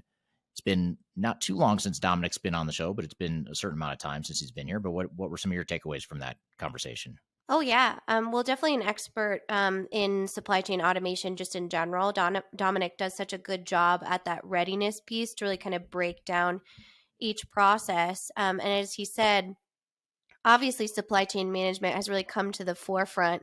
As you guys were talking, it made me think about, and maybe it's just, the mom in me, you could have like a perfectly clean house, and then you go into your child's room and you open the closet door and you're like, what is happening in here? And it reminds me a lot of what's happened to the supply chain. Like, it used to be kind of a siloed piece of the business that was, if there was some breakage in it, if there was some inefficiencies, it wasn't, the worst thing in the world. But now it's become the forefront of the need for visibility within the organization. And so you have to have a healthy supply chain, because there's so many other things that are influenced by that, or that could be broken, that we hadn't really experienced in the last 5-10 years. Right. Yeah, absolutely. It's interesting how supply chain management is so well understood or becoming more understood by mainstream people that aren't even in our industry. They aren't in technology or consulting, and they still understand supply chain management. It's also still misunderstood, I would say. I'm sure many people listening to this podcast right now are still experiencing situations where someone somewhere is blaming the supply chain for some, delivery problem they have. Or they might still be blaming COVID too, which is another interesting one, that people still blame COVID in the supply chain for anything that goes wrong in the world.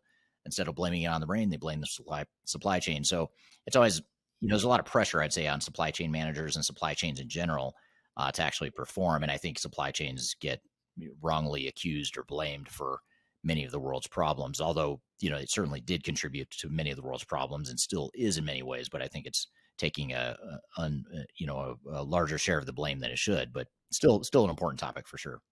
Yeah, and it's one of those things where it's so unique to the organization, and I think that's what Dominic was saying. He's a very talented consultant, and you could see he was hesitant to saying, well, you might use automation if that makes sense for you, and you might use AI if that makes sense for you, because it is so important to have that full understanding and that full data around what is our current state, and are we even ready to consume these new emerging technologies, because many times, like you had just talked about earlier in the episode, they are not a silver bullet, and they will not fix operational problems within the organization. They will actually make it worse if you're not ready for that.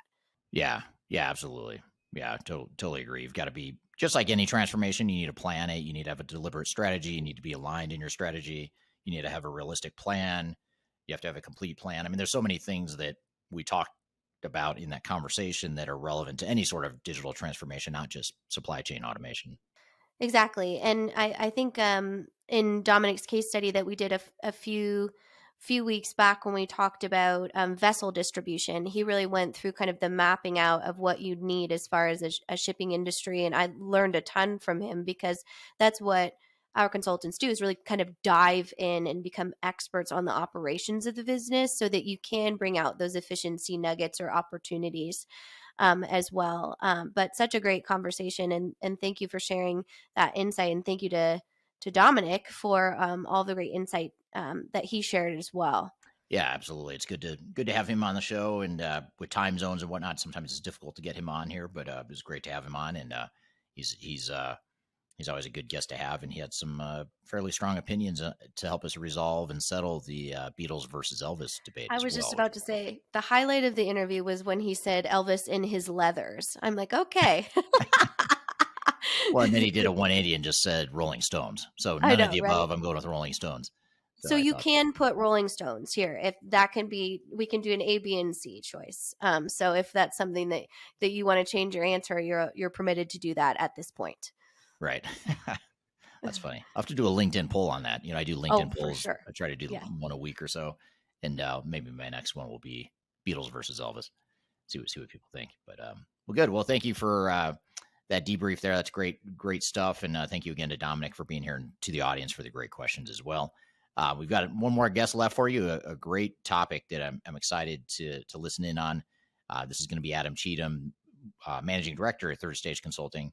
Kyler, because you don't spend enough time with him, being married to him and living in the same house as him, it's only appropriate, only fitting that you spend a little bit more time with him and interview him and ask him a bunch of really hard questions about SAP implementation failures. So we, fortunately or unfortunately, depending on how you look at it, we have a lot of experience helping clean up SAP implementation failures, and we have several, or a handful at the moment, that have gone off track, and therefore we've been hired to help get them back on track. And we also act as an expert witness in many of these SAP implementation lawsuits as well. So we have a lot of good lessons learned and things to take away from these failures, and that's part of what we'll talk about here with Adam here in a moment. But before you bring out Adam onto the show, we'll take a quick break. You're listening to Transformation Ground Control. Could you whisper in my ear the things you want to feel? I'll give you anything. Interested in working for a company that truly values your unique skills and experience? Here at Third Stage, we don't hire based on resumes alone. We look at the full candidate, experience, and willingness to provide excellent service for our clients. Within a technology, independent, and agnostic consulting firm, you have the opportunity to learn across industries with a diverse group of clients. Our consultants also have the opportunity to diversify their portfolio and learn across technology systems. If you're interested in joining a high-growth entrepreneurial organization, please reach out to us at work@thirdstage-consulting.com. Anything you ever dreamed to be complete. Yes, of enough that Hello, welcome back to Transformation Ground Control, episode number 118. My name is Eric Kimberling here with Kyler Cheatham. You can find new episodes of this show every Wednesday on LinkedIn, Facebook, YouTube, and Twitter, as well as audio podcast platforms throughout the world. Our next guest is Adam Cheatham, who is a managing director at Third Stage Consulting. He's based here in Colorado in the U.S., same place as Kyler and myself, and where Third Stage headquarters is globally. So we had Dominic on from Europe a few minutes ago from our European office. Now we're going to bring it here to the North America, where Kyler and I are from, to bring our next guest on to talk about SAP implementation failures. And this is a topic that I take a lot of interest in. And Kyler, we're referring to this as the SAP implementation failure epidemic.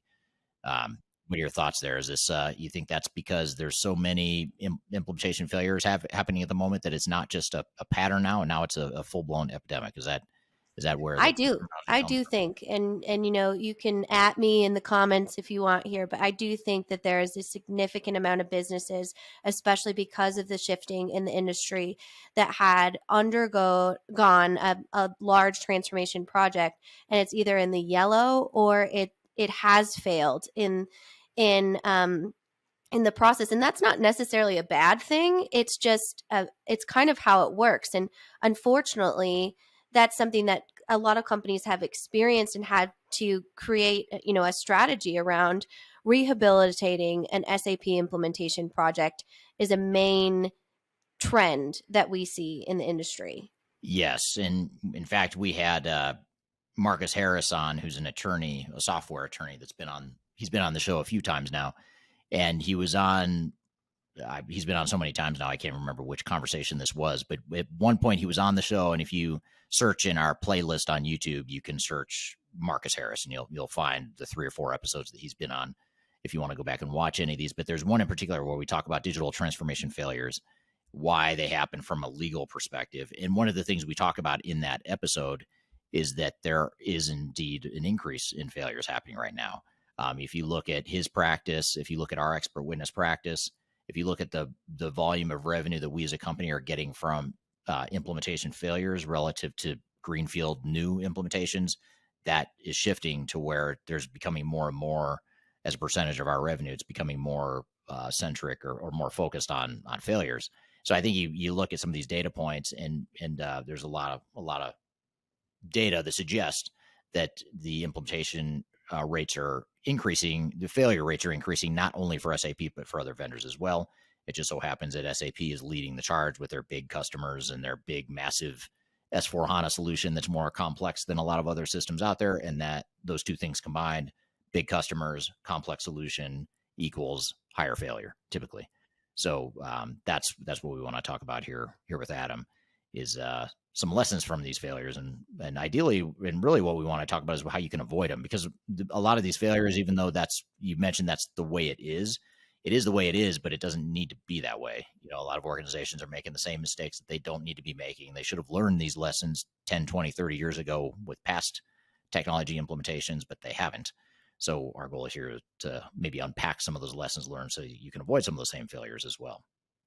So with all that being said, I'll turn it over to you, Kyler, to take the discussion from here with Adam. Well, thanks, Eric. Excellent. Well, welcome, Adam. Let's get into it. So real quick, our audience obviously knows you pretty well, but if you could just state your position and kind of your role here at Third Stage, just for an opener for this conversation about SAP implementation failure. Yeah, so my name's Adam Cheatham. I'm managing director at Third Stage Consulting Group. I've been with Third Stage about 5 years now. And at this point, my role is to help make sure that we're scoping projects well and that our clients are getting the level of service and delivery that they deserve. I'm responsible for just about every single one of our projects in one way or another, making sure that they're successful. Absolutely. And you have the fun role of triaging really hard or complex projects too, which often lies in the same sort of talk track as a failed SAP implementation. Is that correct? It is. We have a number of SAP implementations ongoing right now with a variety of roles with each of them. And those implementations are some of them are just at the beginning, so not at a remediation state. Others are we've been brought into midstream to help projects that are a little bit sideways and see what we can't do to get them across the finish line successfully. So we do a lot of different types of work, whether it's SAP implementations or other complex implementations for organizations, and we find a variety of different ways of adding value through our PMO, mission control PMO methodology. Well, first and foremost, happy 5-year anniversary. Before we really get into the meat of this project, It's third been a stage. fun year for that, yeah. Yeah. Third stage is celebrating our 5-year anniversary, which Adam has been there since the very beginning and seen our growth on the Inc. 5000 list and a lot of different expansions throughout the team. So, congratulations on that. Thank you. Yeah. You bet. So I think we should clarify this conversation. Is failure, an implementation failure, a project in the yellow sideways, as you kind of said, is not necessarily a bad thing. Um, Right. and can you talk a little bit about like the lessons you can learn from failures or how you've seen companies go through a failed implementation multiple times and now they have a very successful project? Yeah, I think that the key there is that yellow is not a failing implementation. It's many implementations have yellow statuses across different work streams on the whole, and that's okay. The goal is to see the problems as they come up and address them. So you see a problem that which may have an impact that causes a yellow status, and once that yellow status gets recognized, you find ways of turning it back to green. We have that's pretty normal, and even red status is normal in any implementation on certain work streams. We're going to have this is going to have a timeline impact. This is going to have a timeline impact. You're moving a lot of components all at once, and it's just not realistic to expect it to be all green all the way. So if somebody is telling you that you're all green all the way and you're on an SAP implementation, be ready for surprises because they will come.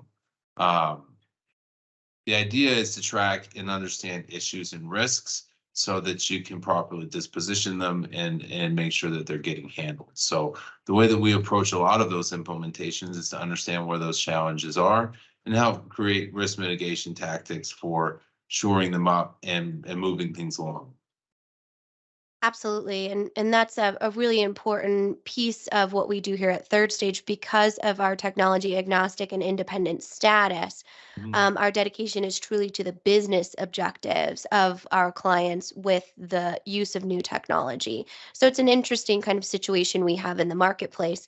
And speaking of interesting situations, you've been on a number of expert witness cases when it comes to a failed implementation. So you've kind of seen it where it can be in that yellow status where it might not be tracking directly in the green, but we can still kind of shift it back to the polarized opposite of that, where you are actually involved in little litigation around a failed implementation or something like that. So I know you can't talk a ton about your expert witness work, but can you kind of give us an overview of what kind of projects you've seen there from a theme standpoint? Yeah, the expert witness work is there's always a number of variety. I'm going to just start that sentence over because I'm tripping over my mouth right now. When we look at our expert witness cases, there are always a variety of different reasons that those implementations fail. And there's lots of finger pointing going on. The truth of the matter is often that both sides have had challenges along the way. And no side is 100% completely right in those scenarios where client and provider tend to both contribute to the problem. Usually the provider sets an expectation which is unrealistic, and the client doesn't have the wherewithal or the capability or capacity to be able to keep up with things. And those types of things can be exacerbated in some cases by a variety of bad habits. Not reporting accurate status, right? So many of these projects in expert witness cases, for example, SAP implementations included, go from green to red, and it happens overnight.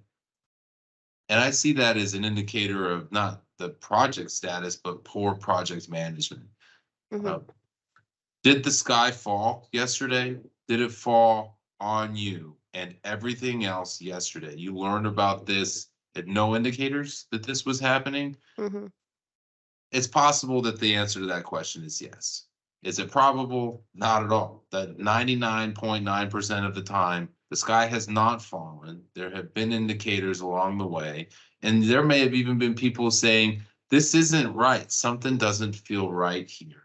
And at third stage, one of the things that we do, not just from an expert witness perspective, but from a project PMO perspective, remediation and those types of tactics, is to be clear and objective in the way that we provide our feedback. If we see something that's not being accurately reported in the middle of a project, we're out to call that out. We feel responsible to do that because of the weight of our position and the agnosticism of our position as well. We are not only agnostic and independent in the idea that we're not here to tell you things that benefit us from you should do this or that, but we also need to make sure that we are providing feedback and accurate updates based on the reality of the situation, whether or not that causes problems. Now, in my opinion, if the status isn't being accurately portrayed to the right stakeholders, then that's the problem, not the message that you're not looking like you think you are. The problem is that people are telling you the wrong things. And it's our responsibility to bring those problems up when we see them. And we have a variety of SAP implementations where we say those things out loud. I have one ongoing implementation right now where the conversation moves around the concept of, do we have the right people in the right seats? And client asked us that the other day. Do we have the right people in the right seats? And we had a tough conversation about that, which people were right for which seats. And that client appreciated that candor. It's important because if you don't say it out loud and just leave the wrong people in those seats, you will continue to underperform.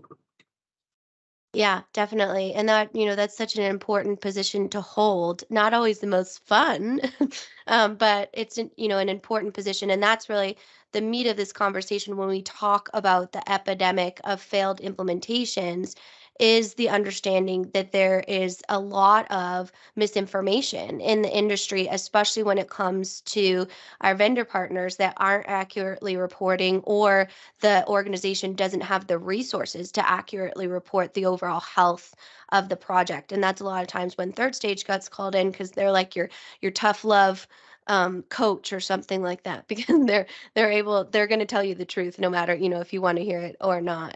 So that's a definitely an interesting position to be in. So Adam, when we talk about SAP particularly, we've done a lot of thought leadership on covering very high profile SAP implementation failures with large global companies like Nike, Revlon, those types of different pieces.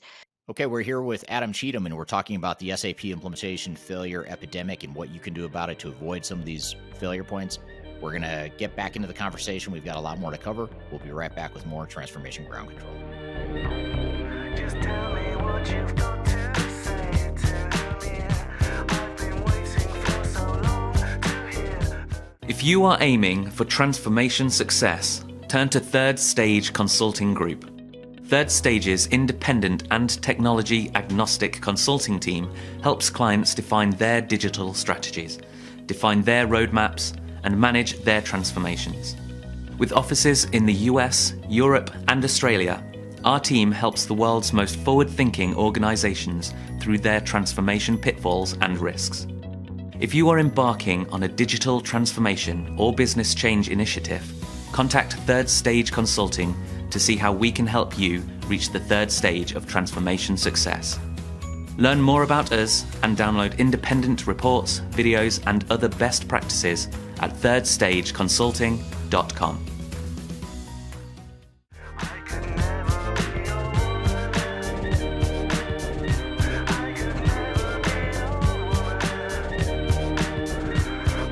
Hello, welcome back to Transformation Ground Control, episode number 118. You can find new episodes of this podcast every Wednesday on LinkedIn, Facebook, YouTube, Twitter, and audio podcast platforms throughout the world.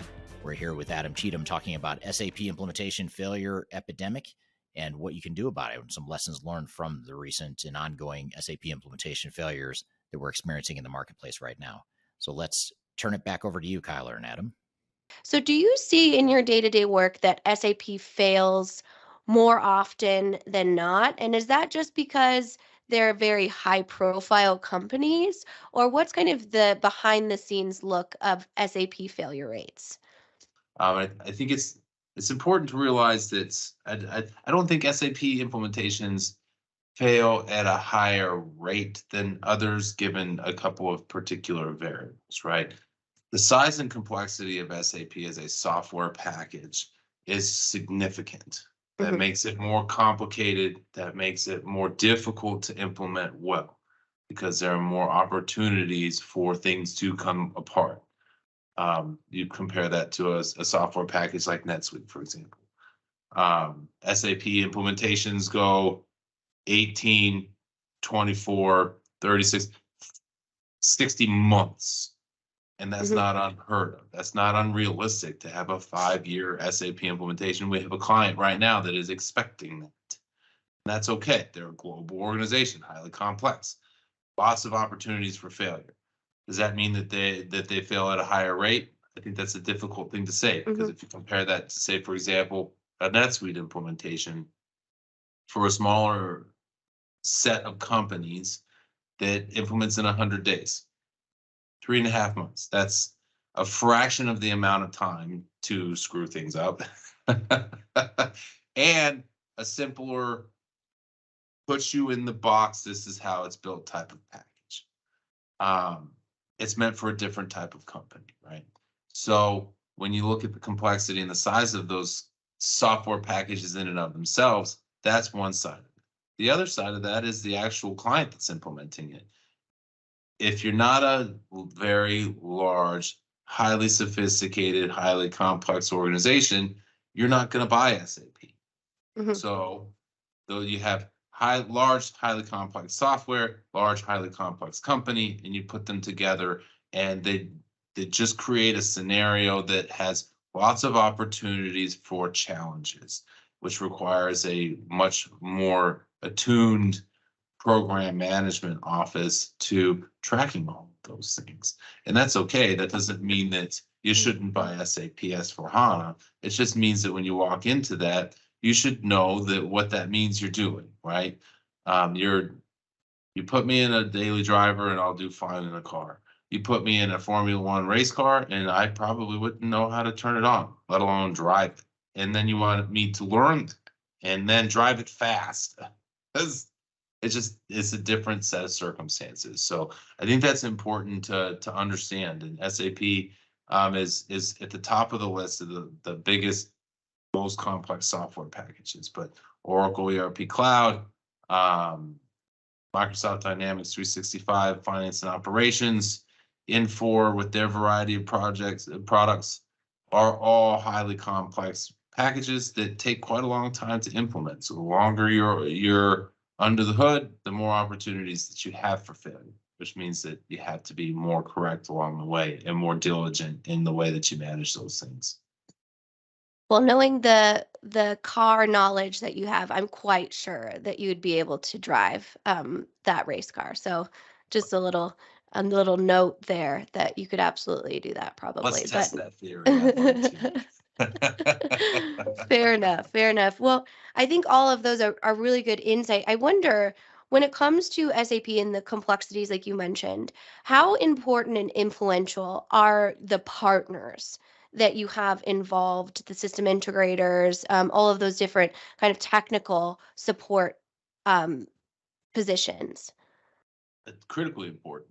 It's there are a lot of different challenges with the software package, and having somebody who is an expert in it develop it for you is important. That's a significant advantage, is at least the best way of saying it, because without that, you are working on something that maybe not likely, but you might be working with somebody that's never done this before. especially if the software package is newer, right? S/4HANA is a bit more proven in the marketplace than many others. So there's more experienced folks that have implemented it multiple times. But you also have to remember, with a product that's been implemented, that takes up to 5 years to implement on a global scale, how many times could some people have implemented that? You know, repetition helps with memory, right? So there's a complexity to how many times you can implement a software package and how much experience you can have. But if I had a year's worth of experience in writing code for SAP, that 2 years, 3 years, that actually starts to sound pretty good. And then you start to think, right, but is that enough to get all the way through a full implementation? When I tell you I have 3 years of implementation experience in this, and writing code for your functional area, does that mean that I've ever seen software go live? The answer may still be no, right? I would hope not at that point. You know, you start to get to the point where folks are able to represent actual experience with going live, but it's worth asking the question because it does sometimes take that long. So with that, SAP, specifically S/4HANA, isn't that old. It's still, going through the maturity. So how do you ensure that you pick and select the right partner that has that experience? Yep. So SAP S/4HANA, according to Google, was first released in 2015. That's 8 years ago. Most software packages that take about 30 years to mature, right? So you could say that package is on the front end of that. Like ECC6, 30-year-old platform. Oracle EBS, 30-year platform. I mean, there's a lot of development that happens in 30 years, right? So that's something that's worth acknowledging. So when you start thinking about partners and their qualifications, I think that a number of things are important. Number one is the capability to handle your project on the scale that it needs to be handled. I have a challenge right now with a program that was started up during COVID, and it was designed to be implemented entirely remotely, and that has changed, but the system integrator is unable to travel as well as we would hope that they can. And that creates challenges. How do you understand somebody and their business processes if you can't sit down face to face in a room with them? Can you do it? Yeah, sure. You can understand it. But do you get more out of that face to face interaction? Yes. And if you start that face to face interaction midstream, does that add disruption to your project now? It does. So key components of that. I think that we're seeing a wave of implementation challenges in S/4HANA in particular because of the complexity that you try to take on from a remote fashion. And 2 years ago, which is not unrealistic to say that an S/4HANA implementation that started 2 years ago would still be ongoing, started in the middle pandemic. What does that look like today? Very, very different. So you have to think about those things and what your partner capabilities and qualifications are. I also think it's important to consider two additional things. Number one, especially with products that might be less mature than the S4 platform, you have to consider the client's experience with software packages, as well as the vendor's experience and the system integrator's experience in the client's industry. Some industries can be pretty basic. S/4HANA doesn't play in basic, right? So those types of what is my industry and what is the space that I play in and how do I find a partner that understands that is critically important. I think it's also important as you think about the partners that you choose, their completeness of package. Many S4 implementers are very technically adept, and that's a good thing, but they are not good at anything else. They'll tell you they'll run change management for you and your PMO, and they'll run your business process re-engineering practices and all that, and none of that actually happens in practice. It's important to have people with core competencies in all areas that can supplement each other. And this is a space that Third Stage helps a lot of these clients in that are implementing S/4HANA, where there's a technical aptitude. Yeah, that's important. And we appreciate that our system integrator partners bring those things together. But there's a PMO nature to this that's required that helps the client manage the system integrator as well as themselves. And there's that key component of it. There's change management, which many system integrators will offer but are not good at. They say, here is your new practice. Here is your new process. And that's, we communicated it to. That's change management. That's not change management. It's not even close. And so having somebody that can work through that and set the right expectations and communicate well throughout the project is a key component to those types of successes. Knowing somebody can understand your business processes and translate that to a technical integrator. Those types of advisory services from a process perspective are also important. And having the right people with competencies in those spaces is more important than having one company that says they can do all of them. I would rather have 5 companies that can cover one PMO, one change management, one processes, one technical, and then the client. And create a network with that and use that the strengths of those individuals as force multipliers, then say I can get it all from one and say they're good at this one thing and the rest of those things, because they come from one shop, will be good enough. That's a pretty significant risk to take on. Well, thank you, Adam and Kyler. Great conversation and very interesting, very eye-opening, and hopefully the audience has taken away some advice and tips on how to avoid some of the failures that organizations are seeing with their SAP implementation failures, as well as just digital transformation challenges and failures in general. We have a lot more content related to SAP implementations and SAP implementation failures. If you go to my YouTube channel, that's a topic that I cover quite a bit, more from an expert witness perspective, as well as a project recovery perspective. So if you're looking for some of the lessons in addition to what Adam and Kyler just talked about, you can find that on my YouTube channel. So be sure to check that out as well. And another thing is you can download our guide to SAP implementations too. It's a guide to best practices on how to implement S/4HANA successfully. And we have these sorts of guides for other vendors as well. We have it for Oracle and for Microsoft Dynamics, a general lessons from over 1,000 ERP implementation ebook. There's a lot of different resources on our website that are meant to help you avoid some of the failures that Adam and Kyler talked about, or some of the failure points that Adam and Kyler talked about. So be sure to check that out on our website as well for more information there. So thank you everyone for joining here today. That's all we've got for you today. We'll see you again next Wednesday, same time, same place, YouTube, LinkedIn, Facebook, Twitter, as well as audio podcast platforms. Be sure to check us out there and leave us a review if you don't mind. We'd love to hear your comments about the podcast, what you like about it, what you don't like, what you'd like to see on the podcast, all that good stuff. And if you leave us a review or a thumbs up on wherever you're watching, that certainly helps the algorithm push this content out to more people. So we really appreciate that in advance. Hope you all have a great week, and we'll see you next week on Transformation Ground Control.